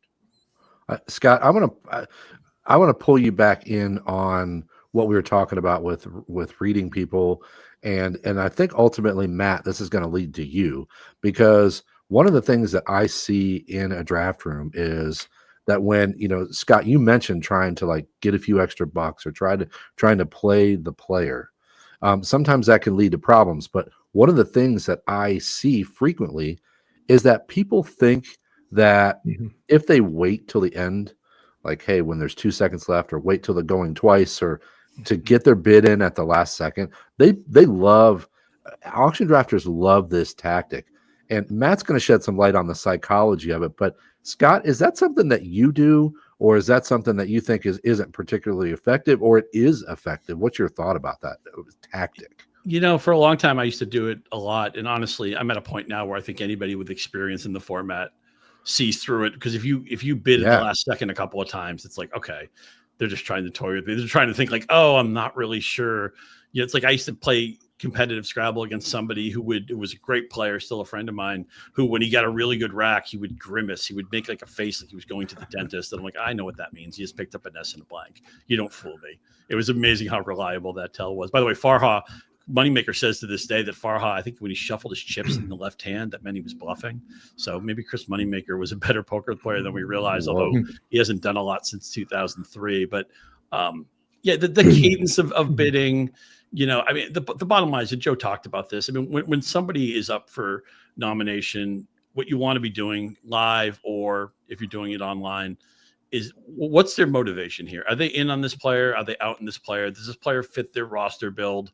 If they're advancing the bid on Devonta Smith and they just purchased A.J. Brown, they're probably not in on Devonta Smith when it gets late in the proceedings. I mean, you could have two Eagle receivers on your team, but I don't think most people want to go that way. So I'm always trying to, and if I need something, if I need a player who fits a certain, like Joe mentioned, trying to get a wide receiver to fill, I'm always looking at the rosters. Very easy to do on Yahoo and very easy to do on almost any platform, I would imagine, is who's my competition? Who's likely to be involved here? I used to have a flaw that I would wait too long. I didn't want to introduce players I wanted, and I've tried to get that into my game because I don't want to be too predictable. And again, don't want to fall into that problem with the tier being depleted, and then people don't have alternatives. I've learned that lesson the hard way, but you're just always trying to figure out what somebody's motivation is, and you're not always going to be right, but a lot of common sense. Matt mentioned body language, which if you're doing an auction in person, I think is a great tell. It's very reliable. You can tell, boys and girls, you can tell when a girl likes you. You can tell when a girl doesn't like you. I probably have more experience with that second thing, but body language is a very relatable tell just by having common sense, and I'm sure Matt can add a lot of insight to that. Yeah, Matt, tell me, this is the age-old question. Why do people wait to the end, and why do they think that's tricky, or why do they think that's doing anything for them? I don't know if they think it's tricky, but if we think about auctions as supply and demand, and in a draft auction, we have a limited supply of players, but we also have a limited supply of money. So our goal is to buy players as cheaply as we can. And so in theory, when we're having an auction, like a real auction, the more bidders we have, the better the auction is going to be and the higher the prices are going to be. So if you are an astute bidder, there is a school of thought that I don't want to contribute to the price going up. So the more bidders there are and the more bids, obviously the higher the price is going to go. So if I don't participate in any of that and I just wait, and this is the sniper, on eBay, whatever, I'm going to wait, one shot, one kill. I want to buy this with one bid, but I'm not going to contribute to the price going up. I just want to buy it with one bid. And it's not because I'm not sure that I don't want this person. I usually 100% want this person, but I don't want to contribute to the price being any higher than it has to be. So that's why I wait to the end. Do you find that's effective for people? Like controlling the price? It can be. So it's funny when we're talking about trying to promote auction drafts, which that's why I'm here. But we have the same issue in real auctions. Like 10% or less of the things that are sold at auction. And to me, it's a great format. But around here in the Midwest, if you're not selling land at auction, you're doing it wrong. And so Schrader Auctions is one of the biggest real estate auction companies, and they'll sell a farm and they'll break it up into 10 different parcels. And their auctions will take 2 hours to sell this one piece of land because you can buy parcel 1, or you can buy parcel 1 with parcel 2 and parcel 3 or 4, or you could buy them all together. And so it takes a long time to figure this out. So I've helped people bid at those auctions, and I'm like, we're not bidding at all for the first hour. And they're like, what are you talking about? The auction's going to take 2 hours. I've been around these long enough. We're not going to get the prices up until the end, because then they always start, and they actually stole this from us. We have a 1 minute, we're going to count down. And then when we get down to 0, we're going to say sold. Well, when they get down to 30 seconds, a bunch more people bid. And then we get down to 10 seconds, a bunch more people bid, and everything gets reorganized over and over again. And so I think it can help depress prices a little bit. I mean, again, in an auction draft where we have, a limited amount of money in the room, if it's 200 times 12, I mean, it's $2,400. The money has to go somewhere at a certain pace. And so you're not saving a ton of money by waiting to bid, but I think it can do it. Plus, there's also the emotional aspect. And again, as auction players, we don't want to get emotional when we're bidding, but when you bid at the end, it can have the effect. There's 3 or 4 things that can happen to the other bidder. So first of all, they get annoyed that you're bidding, like, hey, another guy and I were bidding on this and I beat them and I should win this auction now. And then you're coming in. And so they might quit. So that's potentially a plus. Then we see this in real auctions. Like, you only want to raise your hand and bid like so many times. Then you feel like, this is too many times, I'm done. And so again, if you bid at the end, they might quit. Then they might just get tired of bidding. It's too many times. I'm just out on it. If you really want this player, you can have them. And then this is probably the biggest one, is when you are the high bidder and the clock is coming down, you've owned it now for almost 5, 6, 7, 8 seconds before the sold happens. And then I come in and bid. You are disappointed, like you're emotionally can't handle it. And then you might put somebody on tilt when you do that, and that can be to your advantage. Yeah. I love that, Matt. This is some great insight here. I wish we had longer to go, but I want to get you out of here because Joe's got a hard out here in a few minutes. But I just want to say, Matt, he hung out for a while backstage waiting to get on. He comes on and gives us a unique perspective. Matt, thank you so much for your time tonight. I appreciate it. Absolutely. Anytime. Yeah, your insight's invaluable. And I think maybe I smell a Patreon appearance coming up here from Matt in the next couple of days. We got to get some more of this good stuff in here. I enjoyed having you, and I wish, that I had scheduled this thing to go a little bit longer. But thanks again, Matt. I appreciate your time. Sure thing. All right. I'm sorry I'm kicking Matt out of here, but I want to get some time for Joe to talk a little bit because he's got a hard out. And one of the questions I have for you, Joe, was that, the Superflex, I don't know how much you have experience with Superflex auctions, but we ran one last night, and I'm going to put it here on the board for us because Oh, please do. And I'm Oh, wow. I'm not expecting you to be able to read all this. So I'm going to call out a couple different builds here, and I want you to tell me what you think about these builds that happened last night.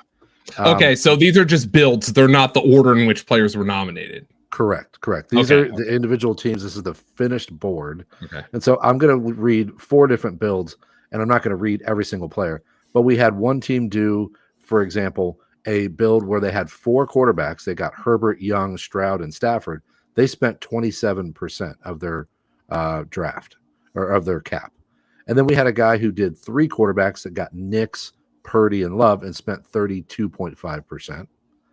And then a guy went for Lamar Jackson, spent 50, but then backed off to spend 11 and 5 on Tua and Rodgers, spent 33%. I'm throwing a bunch of numbers. I'm going to clarify it for you here in just a second. But then, and then another guy who went really cheap and went with Caleb Williams, Goff, and Darnold for 20%. So we've got quite a range of guys. One guy went with 4 quarterbacks. I think that's tough to do with the roster restrictions if you have a 16-man roster.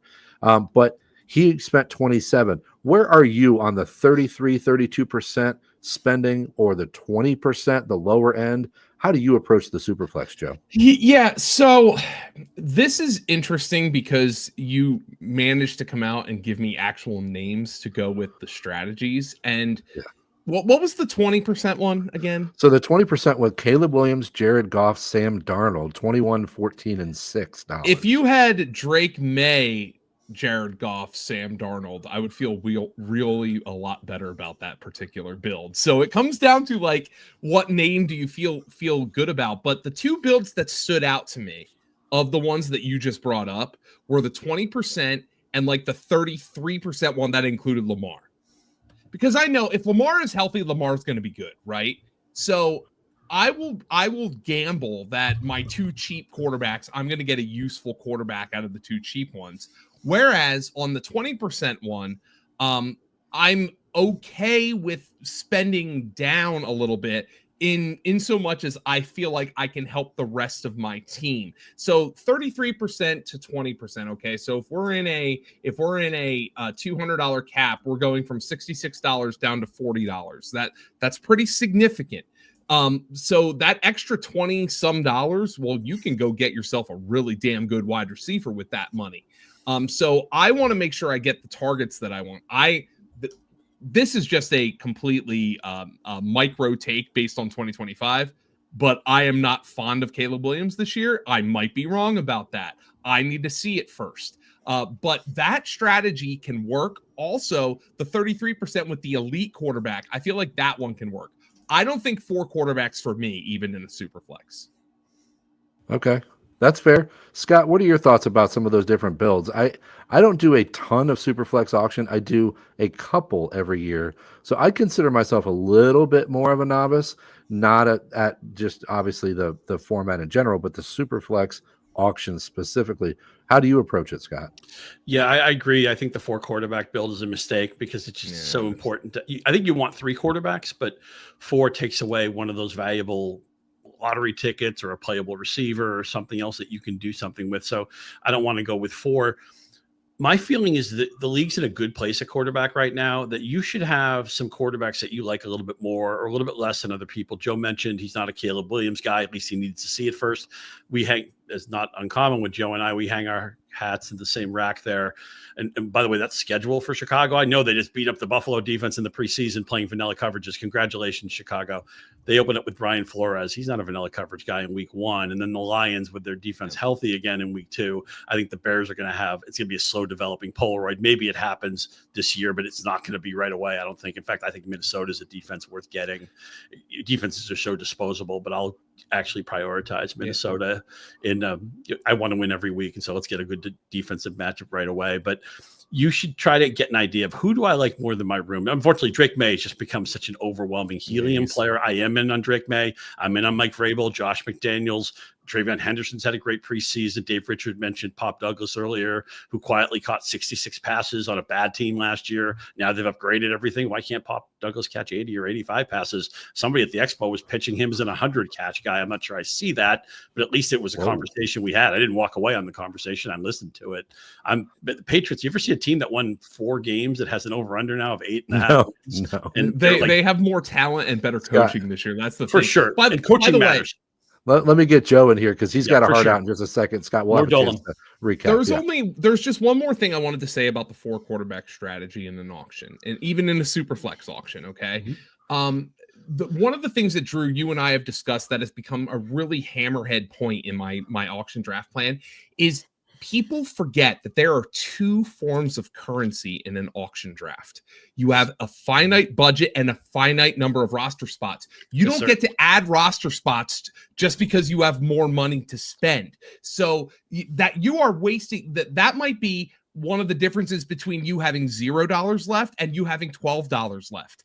And when you have $12 left in an auction, I want you to go back and see the number of players that you could get in any format for $12, and you will be disgusted with yourself. So that those are 2 forms of currency that you have, and you have to manage them both. I love that he said that. You know, somebody already bought a defense. They nominate a great defense for $1. This is my favorite strategies.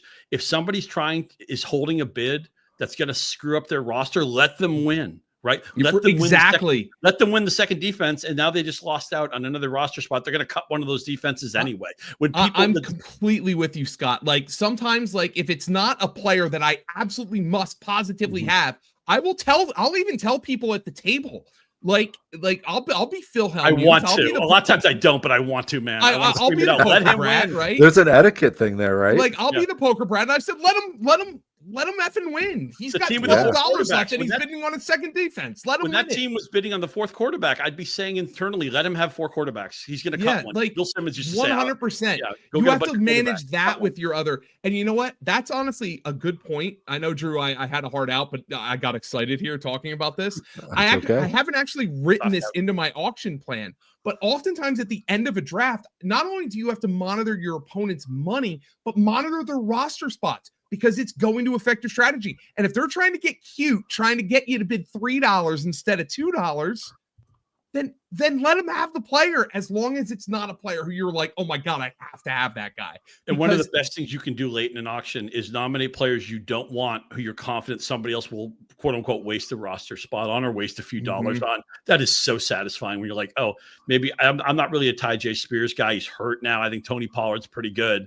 I mentioned him pretty late in the auction. We did the last couple of nights, and he went for a really hefty price. I'm like, well, I didn't want to roster him anyway, and he just took like $9 off the table. Yeah, those are a couple of wins. Oh man, I'm sorry guys, you got me fired up. My wife's gonna yell at me right now. Good, Joe. Worth it. I feel like I didn't Scott, get you. By the way, I have to time. Congratulate you. I get happy when I get a 2 on a par 3. Me too. So, oh my God! Congratulations. What club did you use? Well, it was a long par 3 into the wind, so I had to hit a 5 wood, but it doesn't matter to me. I don't give a flying shit. I'd hit a drive. It was also one have been clean shots too, which is very sad and witnessed by a very good friend. So maybe I should carry a 5 wood. So I think I should do that. So congratulations. Thank you so much. It's nice of you to say that. Well, guys, God, I wish I would do this for 4 hours, but guys, I got to get Joe out of here. Joe, I feel like I didn't let you talk very much. I'm sorry about that. Don't worry Thank about you so much for being here. Absorbing information. All right, guys. Man, thank you. I appreciate you very much, Joe. You're a big supporter of the format, and I love that, and I appreciate you coming on.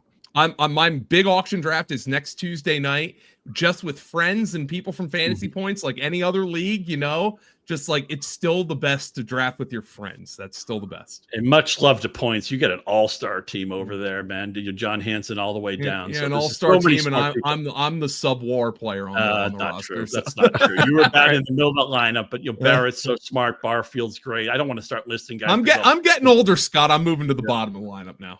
Okay. Wily veteran. Right. Yeah, so find Joe over on Twitter at FG_Dolan, correct? Yes, sir. It's cut off on the bottom. Fun guy Dolan. That's what that is. Yep.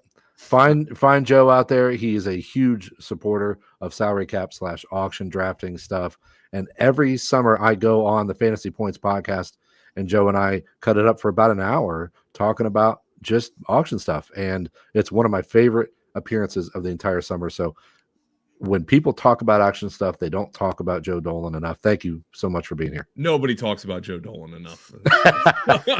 All right, guys. Take All it right, easy. brother. Yeah, See have you, a good Jeff. night, man. Peace.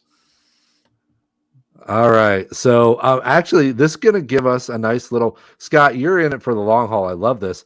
I'm not stopping at 9. We got 1,500 people watching right now, folks. Do we really? Yeah, Awesome. we're not stopping at 9. And I'm going to add Matt back to the stage because Matt was able to hang around. I thought 4 was getting a little unwieldy. I wasn't giving Joe enough time, and he had given his time to the show. But Matt's been here all night. Matt's back on the stage. What up, brother? You're back. And I want to talk a little bit. Let's talk some specifics. Let's break down this Sunday night 1 QB draft a little bit. And I want to compare it a little bit to the Superflex that we did on Monday night. I know that sounds weird. How do you compare them? But I want to go over some of the top prices that we saw in the at the top of running backs, wide receiver, tight end. What was the difference between the Superflex and the 1 QB? I believe we're looking at the 1 QB board right here. Yeah, we are. So you can see that board. Obviously, it's not perfect, but I'm going to give you what prices I pulled from these rooms, and we can talk a little bit about why these things happened. We're going to go maybe an extra 15 minutes. If fellas, anytime you got to go, just drop it in the private chat. Hey, I got to get out, and I'll get you out. But otherwise, I'm going to go another 15 minutes. Might even do it by myself. Hey, who knows? But if you guys want to stick around, would love to have you. But that's a long way of saying I did take a few minutes and look at the differences at the top, because one of the things I'm always fond of saying in the Superflex is you're going to get a bit of a discount on the top level players, but it's not going to be as much as you think. And what ends up happening is all the quarterback spending and all the spending at the top tiers, you get a pretty sizable cliff as you go down your tier sheets into the low end RB2, low end wide receiver 2, into the 3s and 4s. You get a sizable cliff. You don't know exactly where that's going to happen in each Superflex draft, but that is going to happen in those rooms. And so I went and pulled the top level guys to see what kind of discount there was. At running back, it was pretty similar in that in the Superflex league, we had Bijan and Gibbs both go for 42, and they went for 56 and 54 in a 1 quarterback league. So you're getting a solid, I don't know, that's a 20% discount right there. And does that make you more interested in chasing the top of the position, Matt? Let me start with you, because that's a pretty significant discount. At the same time, you're still spending $40-some on one of those guys when you have to buy 3 quarterbacks that you want to be able to start all year. Are you tempted to chase the top of the position more in the Superflex or no? I am not basically ever really tempted to. If you look in both of the drafts the last 2 nights, pretty quick, you have the green line all the way across of everybody's got a running back, and there's a blue line all the way across. Everybody has a wide receiver. And then in the Superflex, the red line at the top, pretty quick also. And so in any draft, everybody's going to go and get those first, second, third, fourth round guys. And again, with Superflex, it becomes more quarterback heavy than the other version. And, you know, I'm an auctioneer, real estate appraiser, real estate broker. That's kind of what my grandpa was. And we're all in that. So in real estate, you know, the old adage is you want to buy the worst house in a good neighborhood, not the best house in a bad neighborhood. And so, and I think based on how I've observed you, Drew, and what you've bought, we try to buy, and I'm saying myself personally and you, we want to buy, and maybe Scott, I don't know where you're at in this. I want to buy the lower end guys in the upper tier. That's who I'm targeting, because I feel like I can save a little bit of money. And so then my next 3 guys I can spend more money on than the people that spent up at those positions. And so, you know, even in a Superflex, you know, I mean, when we're talking about, you know, spending twice as much on a quarterback, are they really going to give you twice as good of stats? I mean, that's a strong difference. And what we're really doing in an auction draft is we're really buying points. So how many points per dollar am I getting? And I've never really the math gets goofy depending on everybody's settings and leagues, and they're different. But I mean, that's the real goal, is we want to spend our dollars to get the most points possible. And I don't think spending up usually pays off. Like even Jamar Chase this year, hands down, everybody thinks he's the best wide receiver, maybe top pick on most sites. I don't have a problem agreeing with that. But if I can drop down to a Nico Collins or a Drake London for $10 or $15 less, and they score even 90% of the points, I'm okay with that. Like, and that gives me more money to spend elsewhere. Well, you made a good point, and I'm going to throw this to Scott about that because, and Scott's saying here in the chat that, that's kind of how he lines up with these things too. But you made a great point about the fact, okay, you've got Lamar Jackson at 50, and then there was some interesting, and we're talking Superflex again. I know I said we were going to break down this one QB league. We're going to get there. But Jackson at 50, and then we saw guys like Bo Nix and Baker Mayfield at 25 and 27. Now, I've been very vocal about I'm out on Baker Mayfield and Bo Nix in one QB leagues, but in a Superflex, that $25 price on Baker Mayfield feels pretty strong compared to 50 for Lamar Jackson. So I too am the same opinion as Matt, and it sounds like Scott's the same way, that I'm really willing to slide down the tiers a little bit and see that massive gulf in how different the spending is there. Scott, you're nodding. You line up with that as well? Yeah, so much of what Matt was saying is basically from my playbook too. Now, the thing that's really difficult is if I were to get in a league with Matt and Drew, and then obviously I've been in leagues with Drew, and it's been fun and frustrating at the same time. When people run the same strategies, they run the risk of hitting each other head on. And if too many people are doing this B+ strategy, maybe the value of the A's is really good. In fact, I see a common auction trend, which is that when people try it for the first time, a bunch of 12 people, they've been in a draft, they say, let's do an auction this year. Nobody's ever done one. Usually they spend like kids with their first credit card in college, and they max out really quickly. And the person who maybe lays back a little bit gets ridiculous bargains. I've seen in, like, say, Tout Wars, the industry auctions for fantasy baseball, that once people get a little bit more skilled, they think, okay, I see the value of waiting back. And I've seen sometimes the first couple players out of the chute are incredible values because nobody's kind of warmed up their voice yet, or nobody wants to maybe go spend a chunk of their money right away. And then we all look around like, what just happened? The auction I did Sunday night that I've referenced a few times, and you have to be careful looking at any auction because it's all timing sensitive. Joe was talking about that earlier. But very much what I call a no stars, just talent, or a bunch of B+. I got Josh Jacobs, $200 budget for 29, Ladd McConkey for 23, T. Higgins for 22, Drake London for 32. What do they all have in common? None of them would be a first-round pick. In most fantasy leagues, they're second-round picks, maybe third-round picks. Drew, you mentioned you're not in on Mayfield. I'm not either. I got him for $19. That was just taking the value that the room gave me. I wanted to have two good quarterbacks. I got Mayfield for 19, Herbert for 18 at a time where I was prepared to go mid-20s on Herbert. I could not believe I got like a $7, $8 savings relative to the price at the time. So I do like that B+ build, the no star, just talent build. Maybe I don't have to have a first round pick, but I'm going to have a lot of second, third, and fourth round pick types of values. The thing to be careful about is if a lot of people in your room are doing the same thing, that's when you start inflating the prices of those guys you thought you were going to get at decent values. One other thing I want to mention, by the way, you get to an auction, the spending is fast, it's furious, and you think everybody's overpriced. Buy a player anyway. Because I've seen people read rooms like that and think, okay, I'm going to wait. And by the time they finally jump in, there's nothing. You're going to get all these like $9 players for $3, but there's no stake left to get. If you think the pricing is insane, do yourself a favor. Just get one guy. If you overpay a little bit less than everybody else, you're the one-eyed man in the land of the blind. You still have an advantage. I've just seen people be very adamant. And this is why, Drew, I know you're not a hard line. This guy's worth 28. This guy's worth 25. I'm going to stick to that. That's my value, and I'm not going to budge from it. It's a lot of it is feel. A lot of it is experience. So much of it is timing. With Matt and the other people who worked the expo, it's the cadence of the auctioneer and the pace. I'll be honest with you, both years, the last couple of seasons, it's taken me a little while to get used to it because it's a different speed and cadence that I'm not used to. It's a challenge. I actually find it more challenging, and I don't know if it's affected my decision-making at times. This is all a compliment to Matt and the people who do what he does at a very high level. But, man, again, if you think the spending is crazy, get a player anyway. If you're going to overpay for something, be it on a player you're convicted of or something you really need at the time, because the worst thing is saving your money and then having to spend $15 on a guy who's really just worth 2 or 3.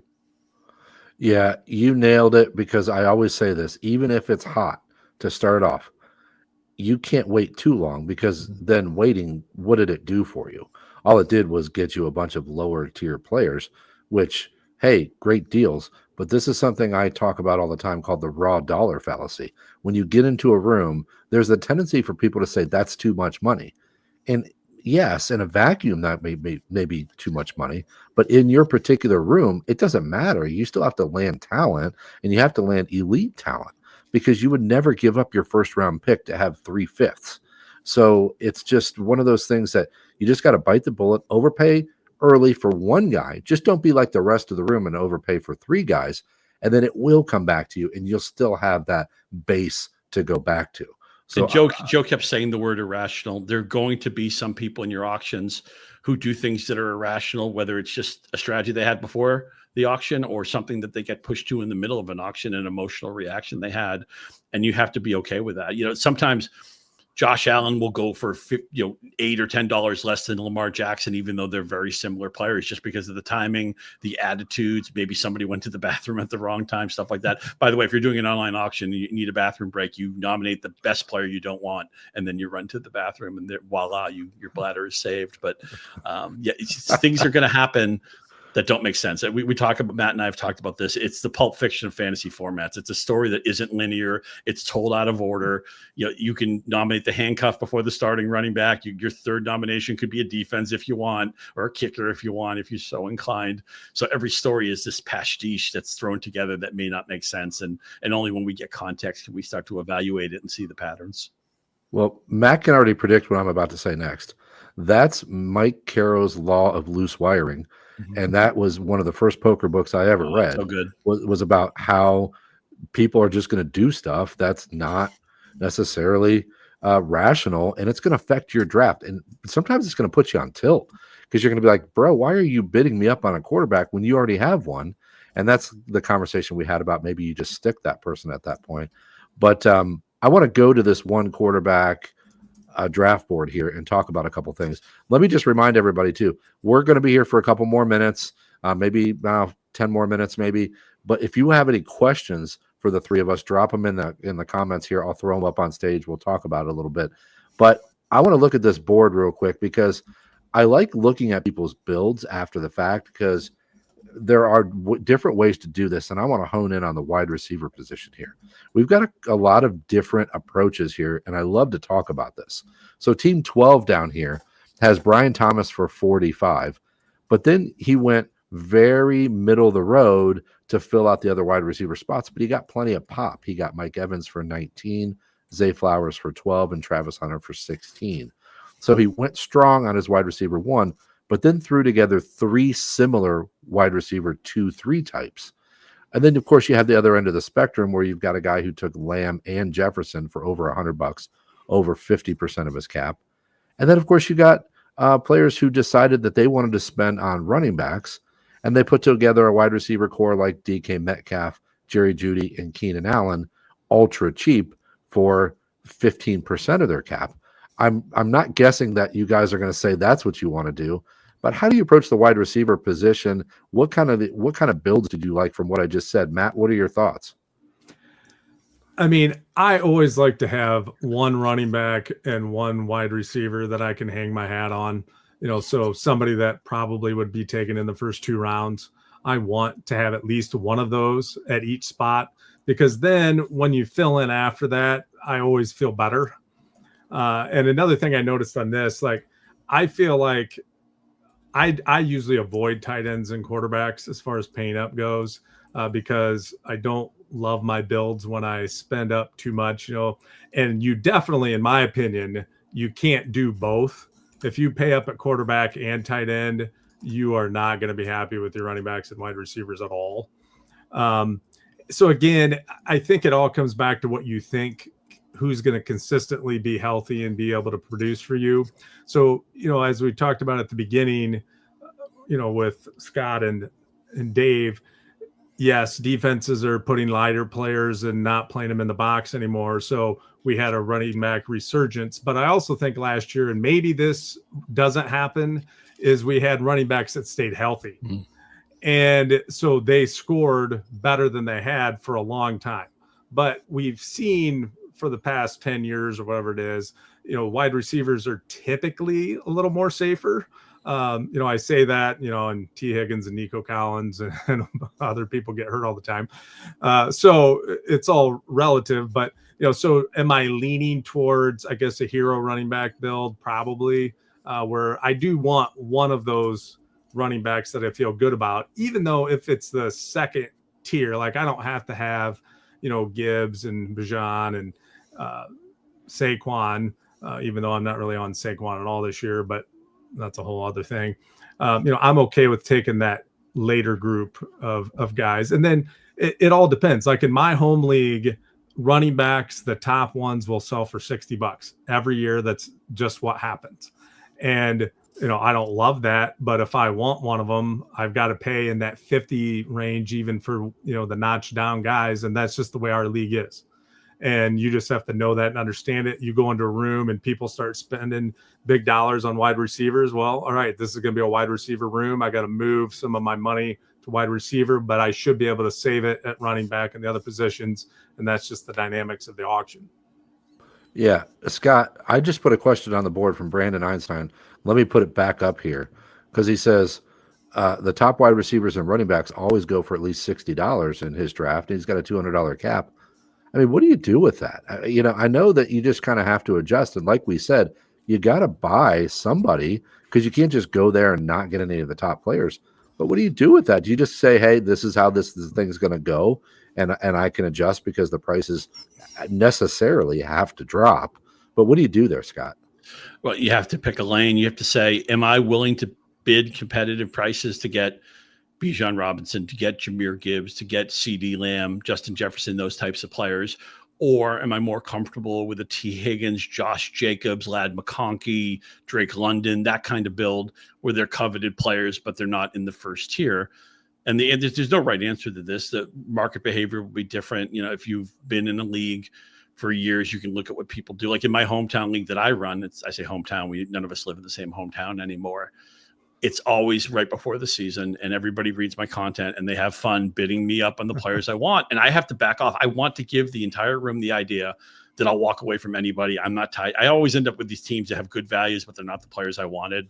So it's a weird feeling sometimes. I'll look at this roster. I'm like, well, how did I get these guys? These aren't the guys I wanted. But people are very acute to what I'm doing. Now you don't want to be predictable. I could just say, well, I'm just going to get my guys. I'm not going to be that person. I'm too value driven. Maybe I'm stubborn or maybe I'm arrogant to think that I know what a player is worth, but it's from experience and stuff like that. But as far as what the question you asked, you have to decide, what is your build more? Are you more likely, we talked about the hero RB build. You might say, hey, I could get Gibbs. I'm not in on Barkley like Matt isn't, but maybe Barkley is somebody's, flavor of vodka. Are you okay with the running backs you'd have to downshift for? Your running back 2, your running back 3, your running back 4. I did a hero build with Jacobs. He's a B+ back. And then it's like, I have Zach Charbonnet. I have Roshan Johnson. I have guys like that I have J.K. Dobbins, who I'm hoping I can get some usefulness before maybe Harvey asserts himself in Denver. I'm okay with that because remember, running back is much more likely for a player to come out of nowhere. Again, all Sean Tucker might need is one injury and maybe he's Tampa Bay's feature back. Until then, he's got almost no value. It's all speculative. It's all contingency. That generally doesn't happen at receiver. If Tyreek Hill goes off the reservation in Miami, which I think might happen this year, there's no Tyreek Hill Jr. who assumes 90% of his value. Wide receiver doesn't work that way. We hope maybe Isaiah Likely could be a little bit like that in Baltimore, although he's hurt right now. He's like a rare exception. But generally, the step in and assume most of the value thing in fantasy, that's a running back thing. That is not true at the wide receiver or the pass catching positions. Yeah. Because I want to go ahead, Matt. I want to latch on to something you said in that answer, Scott, because I got a question for you, Matt, but go ahead with what you were going to say. Because the only thing I think this year, maybe more than other years, we have like 6 players at the top, 3 running backs and 3 wide receivers that everybody is kind of consensus on. And so if they're all going to sell for $60, the real question is, does the next level down, did they still sell for $60? because if they do, then you need to be in on the top 6. Get the stake. Yeah, for sure. Because you don't want to, if everybody's like, well, I got to get one of these top guys and I'm going to pay $60 because that's what everybody's paying. You don't want to pay fillet prices for a sirloin. Correct. Yeah, for sure. Yeah. Well, and that's what I was talking about with the raw dollar fallacy. I always say, like, you come out of a draft and somebody's like, ooh, great deal on that guy. And it's like, well, you don't know. You weren't in the room. You have no idea. And if I paid $61 for Drake London, people are going to be like, you're an idiot. And I'll say, I was in a room where all the guys were for 70. So 61 ain't too bad. So you just don't know in that room. That raw dollar number often evokes like an emotional response that may be incorrect about what happened in the room. But I'm going to slide off this real quick because I like what Scott said here about when people are bidding and they know Scott and they know that he's got certain tendencies or players and they're trying to work him for some extra cap dollars. And he says, hey, I want them to feel like I might walk away at any moment. And I love that as well, especially in my home leagues. I've really started doing a lot more sticking people as I've been in this industry longer because they listen to me and they know who I'm after. So I've started sticking people a lot more. That's become part of my tool belt. But Matt, this is directed to you because Scott brought this up earlier in the private chat about dealers in poker. They sit there all day and watch players do certain things. That gives them a pretty good idea. Matt, you're essentially a dealer in our auction draft room because you're the guy running the show, but you're not in it. Do you find that you've developed a pretty strong sense of which player in the room is going to end up with a player when they're bidding?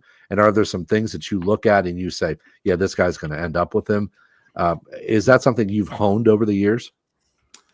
You can get a little feeling because, again, I mean, it starts with nominations.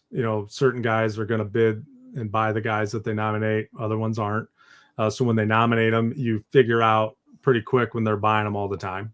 Then how they bid, is also a thing, because there's some guys that are just going to throw out bids to get it moving. And that's fine. Like, we love that. And then there's what I call the jackhammers, where whenever it comes back to them, they're on it. They're bidding. Every time it's back to them, they bid immediately. And those are strong bettors. I love them as a real auctioneer. And they happen in auction drafts. And maybe they're going to pay just a little bit more than they should, but they're going to get their guy. And they do that at the beginning. They do it at the end. And that's fine. And then you have the guys that, have what we call them the grenade launchers, where they're trying to blow everybody out of the tub, on their first bid. Like, interesting story. So at Julian's, we sold Kurt Cobain's Gibson guitar from the MTV Live special. And at the end, the guy that bought it was Peter Friedman of Rode Microphones.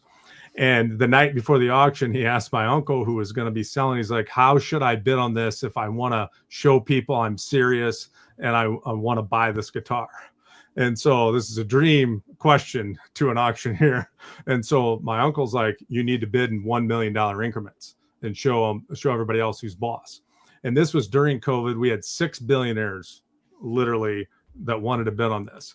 And so my uncle starts it off, at $1 million, 2 million. And then, Peter bids the 3, 4, 5, and then we sell it for 6 million.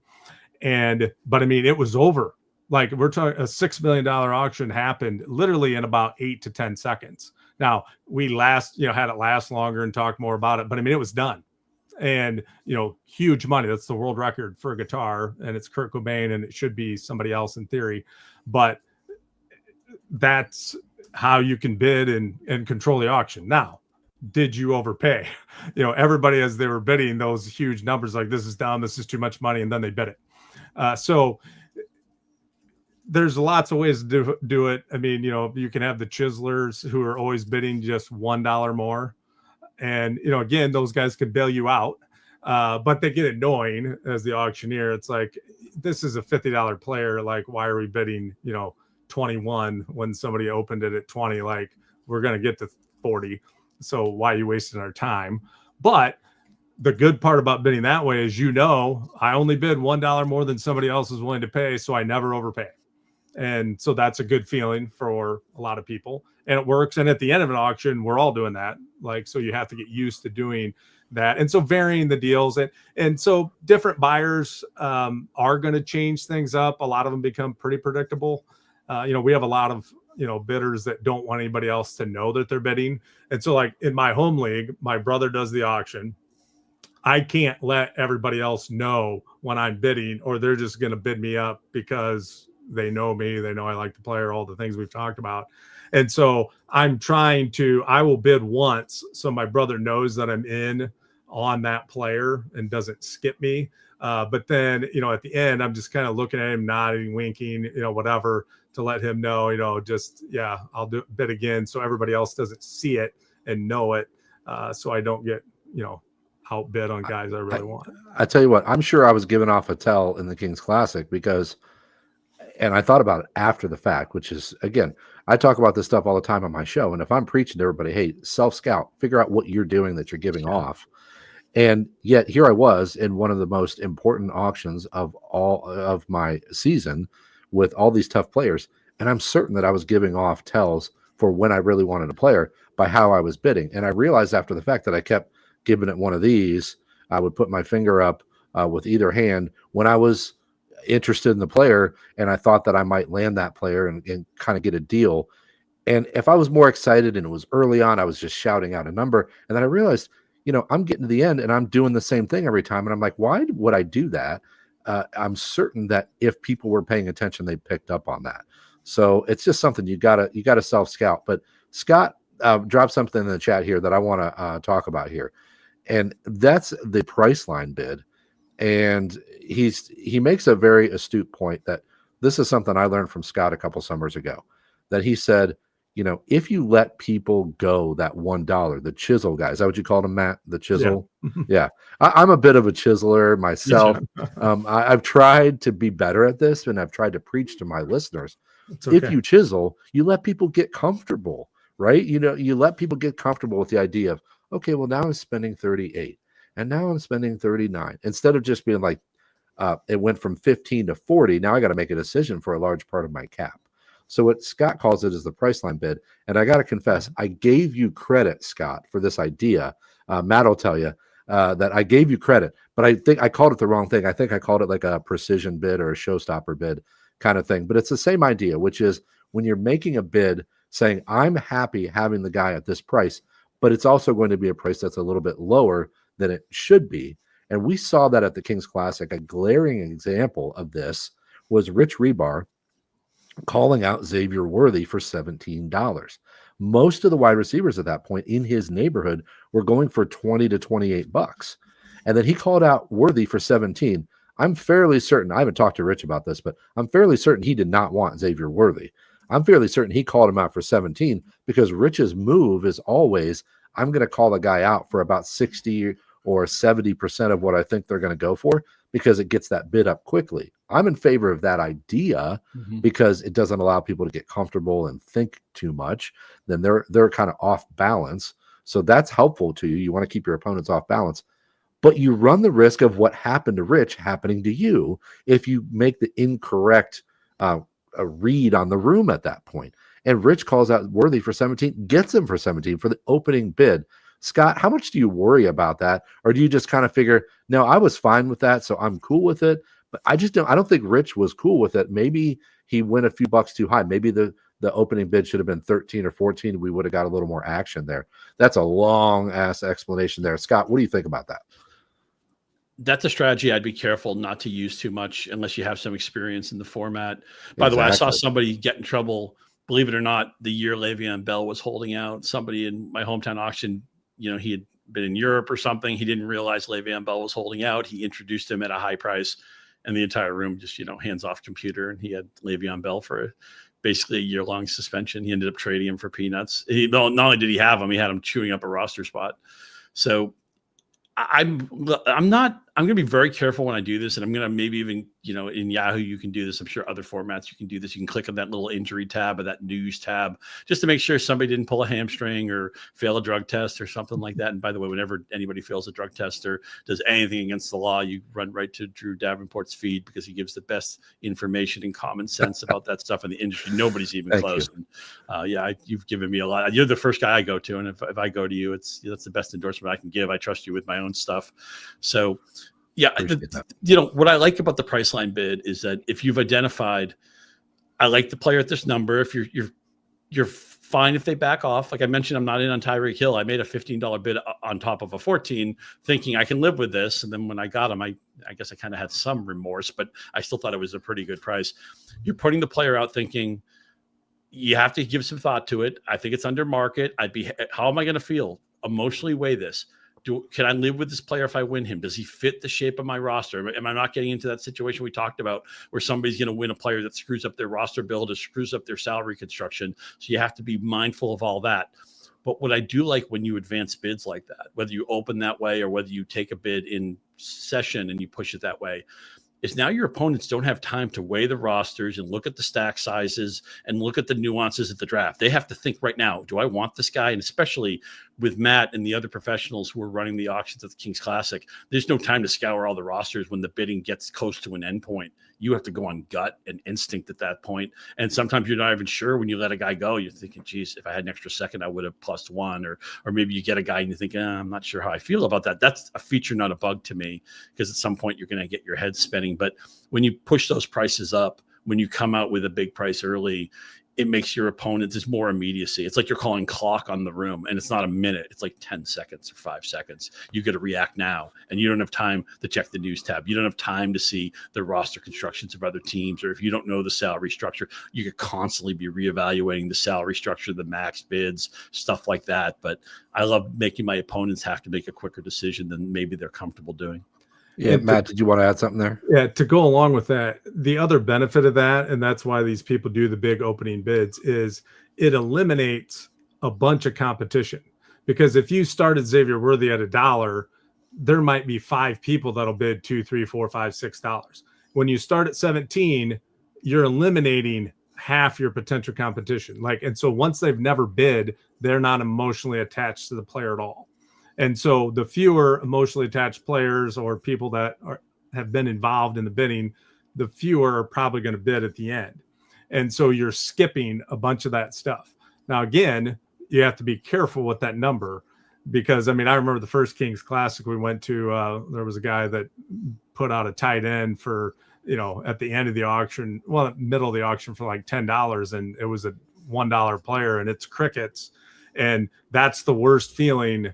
I don't like it as an auctioneer when somebody buys something with one bid because they're going to have doubts. Like, I could have maybe bought this cheaper, and that's going to irk them. Last year, somebody had Josh Allen, and they introduced Mahomes at what they thought was a number that would certainly get plus, and it didn't. And all year they had Allen and Mahomes. They played Allen every week. They tried to trade Mahomes, and nobody ever felt the need to give them a commensurate offer in a trade. So they basically had to kill a roster spot the whole year. And that's one of those deals where it was just enough, and there's enough quarterbacks. Why not stick it to that guy? He's wasting a roster spot and a bunch of money on a player that he never plays. And that's the key thing I think everybody needs to remember. You want to buy players that are going to start for your team the maximum amount of games. That's the goal. And so, like I'm in a 32 team draft, and it's like, at the end, like you're taking guys in the 300 range that are not on any other teams that I do. And it's like, do I want Sterling Shepard on my team? Like, he's good for 6 points.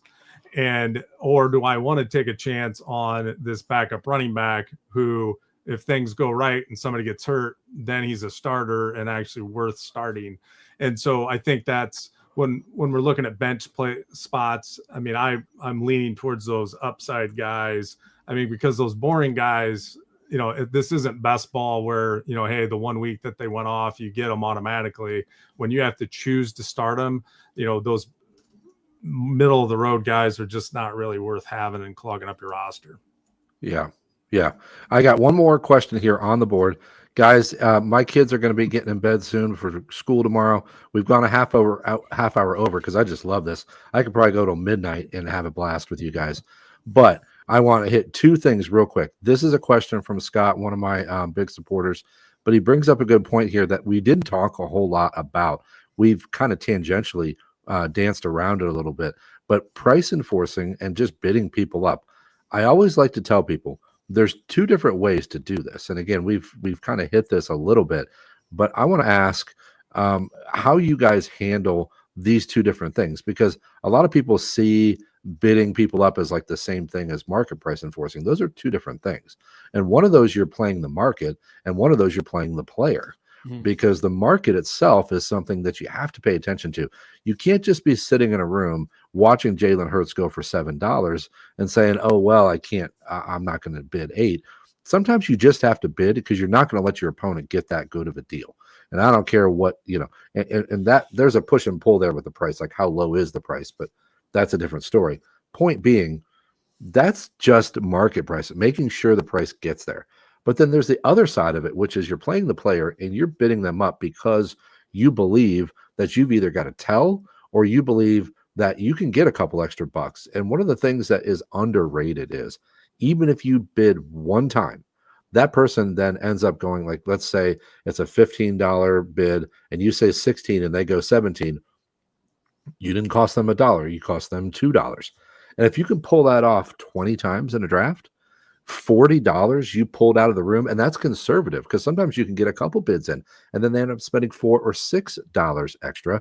So you can pull a substantial amount of cap from the room doing these kinds of things, but it's also super dangerous. So Scott, how do you feel about the two different kinds of price enforcing, and how much are you prone to use them? What are the pitfalls here, things you worry about? Yeah, I generally try not to be the price enforcer unless the price is just silly, and I don't want to, I don't want somebody to get a ridiculous deal. I want to be very careful to not push guys who I would be unhappy if I won, unless I feel pretty confident. Like if somebody mentions like a $6 or $8 player, they introduce him for $1 late in your auction. A couple people bid up, and that person is still engaged in the bidding, and they have maybe a spot that seems to make sense for them. That's a good opportunity to try live a little bit, get out of your comfort zone and try to +1 them and see if the bidding has gotten walked up. I think they have the budget. Do they have the budget to go $10? Would it crush them? Would it be obviously a mistake for them to do it? If those things all kind of line up, a lot of times I'll just get the extra $2, $3, $4 off somebody's budget, and that really helps in the end game when they lose that leverage. So that's a case of understanding people's motivation, understanding if people are chasing players that they're bidding on, what their roster construction is like. One thing I think it's very important to do is don't give the room the idea you're going to price enforce if you don't mean it. And this is why I know people want to bid. I know it's nice to hear the sound of your voice and get in there and mix it up and jab. You're a hockey player. You want to get hit your opponent, get the feel of the game. You're in the game and all that. A lot of athletes talk about that. If you are involved in the bidding late, you're signaling to your opponents either one of two things. Either I want this player, or I'm trying to keep Drew, I'm trying to keep Joe, I'm trying to keep Dave, I'm trying to keep Matt away from this price. I'm the enforcer here. So you can sit back, take a sip of your drink, go to the bathroom, go back to your spreadsheet, go back to what you were thinking about, reply to a text message, whatever it is. You can sit this back. I'm enforcing. If you give the room the idea that you're going to be the price enforcer when you don't mean it, you just felt like throwing a number out there just for the heck of it. What happens is a lot of people check out manually. They think, okay, Drew's got this. I'm going to step back. And if that isn't a sincere, I realize this may sound a little bit kind of in the weeds. It's kind of a nuanced concept, and maybe you need to be in an auction to kind of see it and understand it. But I don't want to give the room the wrong impression that I'm going to be in the dance late, because then they might think, okay, he's got that. He's the policeman here. I don't have to worry about it. And if you give off the wrong signal, that's when people start going for $4 or $5 too cheap because you gave out the wrong signal to the room. Yeah. And Scott, this is another thing you taught me, something that I didn't think about nearly enough before you said it, I think last summer, about the fact that if you're always the sheriff, they're going to expect you to be the sheriff. So just don't set yourself up that way. So my kids are going to bed, like I said, but I want to hit one more little fun thing. This would be a fun way to end. And I'm going to needle Matt here a little bit, because we had this conversation about what the auctioneer's role is in a fantasy draft versus an actual auction.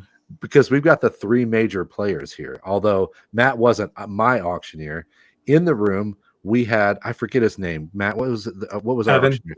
Evan. Evan, Evan's that's right. awesome. Very He's good. he's funny, he's flip, he's kind of quick, he slides stuff in. And what happened was me and Scott were going down to it on Jalen Hurts. And I was thinking I was going to get Jalen Hurts for a pretty good deal. I don't think Scott was going to let that happen. Let's be clear. Scott wasn't going to let me get Jalen Hurts too cheap. But I got a little bit frustrated. Like I got a little bit like worked up in the moment. And that's me, man. I get worked up in the moment on things. So that's my problem. But I got a little bit worked up because I felt like Evan drew out the bidding on Hurts because Evan correctly figured out that like this is a little bit low for Jalen Hurts. Like, why is this guy not going for a little bit more money? I think it's a subconscious thing, maybe. I don't know if you've had a conversation with him about it because like I'm not fired up about it or anything now. I've said over and over, like, these are the variables you deal with in an auction draft room, and it's on you to deal with it. And I could have said 15. Instead, I let Scott have him for 14. I was kind of thinking I might get him for like 10 or 11. And then I felt like the bidding went a little bit long. I got frustrated. I tapped out early when I probably shouldn't have. I probably should have said 15. So, Scott, you got Hurts for 14. Matt, what's your take on that whole thing with Evan? Have you talked with him about it? Or do you think that my take here is fair of saying that got a little bit drawn out there? So I will tell you this, as an auctioneer, we're reading people and trying to determine if they're going to bid again or not. So Evan is not a big football person. Okay. I doubt That's he good to knows know. who Jalen Hurts is. Oh, okay. So when he's hanging on, it's because he thinks Scott's going to bid again. Okay. And Scott Which he has was, not right? given him a negative vibe. And so until somebody tells us no, we don't really want to sell because we want to give everybody the opportunity. But once you tell me no, like if you shake your head, then I will sell it away from you. But as long as you've been bidding and you keep bidding, I'm going to give you that extra few seconds. And again, depending on which side of the table you're sitting on, you either love that or hate it. And sometimes it's in reverse and you're glad that we stayed open. And again, on Sleeper or whatever the manual auction sites, it's a 10-second countdown and, it is what it is. It's the same every time. But in a real auction, it's kind of, we're working for the seller. So we're trying to get the most money and get the most bids. And so that's how we're trained is we want to stay open as long as we can. But we're usually doing that based on the feedback that we're getting from the bidders in the room. Okay. And that's super fair because I know, like I said, like Evan, like he's really good. He's a professional. He's like this. And so I had zero animosity towards him. I was just like, damn it. Like this, but that stuff, that's what happens in the room. You get frustrated and it's how you handle it that determines how you're going to go forward in the draft. Scott, that worked out for you for $14. But if I say 15, I mean, there's a decent chance you say 16, right? I think so. I mentioned Tout Wars earlier, the expert leagues for fantasy baseball, and a lot of them are based on auctions. And we've had people, a lot of really good auctioneers in those rooms, but I don't think anybody does it professionally. Although a lot of people I thought did an excellent job with it. But what would be common sometimes is when a player was stalled at a price that person who knew baseball very well thought was too cheap. I feel like they'd really look around the room and really wait and not get into the sell mode, where if the price seemed to be at a number that was kind of a final point, okay, let's move this along. Let's get the player sold. We only have 4 hours to do this. So, I think that I call that like slow cadence editorializing, where the auctioneer is giving, because the auctioneer in this case maybe has more baseball knowledge than Evan. I agree with everything Drew said. Really fun guy, engaging guy, and I enjoyed my time with him and talking to him afterwards. I would have had no idea, by the way, he wasn't super knowledgeable about football. He didn't give off any of that, which I think speaks to his professionalism and just being good at his craft. But I don't. If you're the auctioneer for one of these things, you want to try to stay neutral and not editorialize by the cadence that you're doing the selling, because I don't think that should be a part of the process. Yeah. Because one quick thing there, like, because when I do auction drafts for people, I kind of ask them, how do you want me to be? Like, super straight. Do you want me to be funny? Do you want me to make fun of guys that I think have bad deals? And some people want that. Like they want to pay extra for that. But the one thing when you are in a room and one way you can get money out of people, and normally I do this as the auctioneer, but I don't do it in the draft auctions because that's not my role. But if you're another manager in the room, you can egg the other bidders on. If you're out on a player, oh, you're going to let him outbid you, or I mean, this guy's awesome. Like you love this player. He's on your favorite team, whatever it is. And do that kind of stuff to your league mates and get them to bid the extra $2. Then you're not stuck with a player that you don't really want, because roster wise, that's the key thing to keep in mind. At the beginning of an auction, you can get away with price enforcing, and if you get stuck with a player, it's probably a good player that you're okay with, and you have a lot of roster room to deal with that. But at the end, it's super dangerous, and I don't like bet on guys I don't like at the end at all. God, absolutely, no. Guys. Okay, fellas. Like I said, I could go till midnight, but the wife is not super excited that I've missed kids' bedtime. I'm going to run up and say goodnight to them before they go to sleep. I'm going to call. I'm going to bang the gavel on the Salary Cap Summit officially. We did 3 nights. I've been on the air. I think it's 7.5 hours or something the last 3 nights.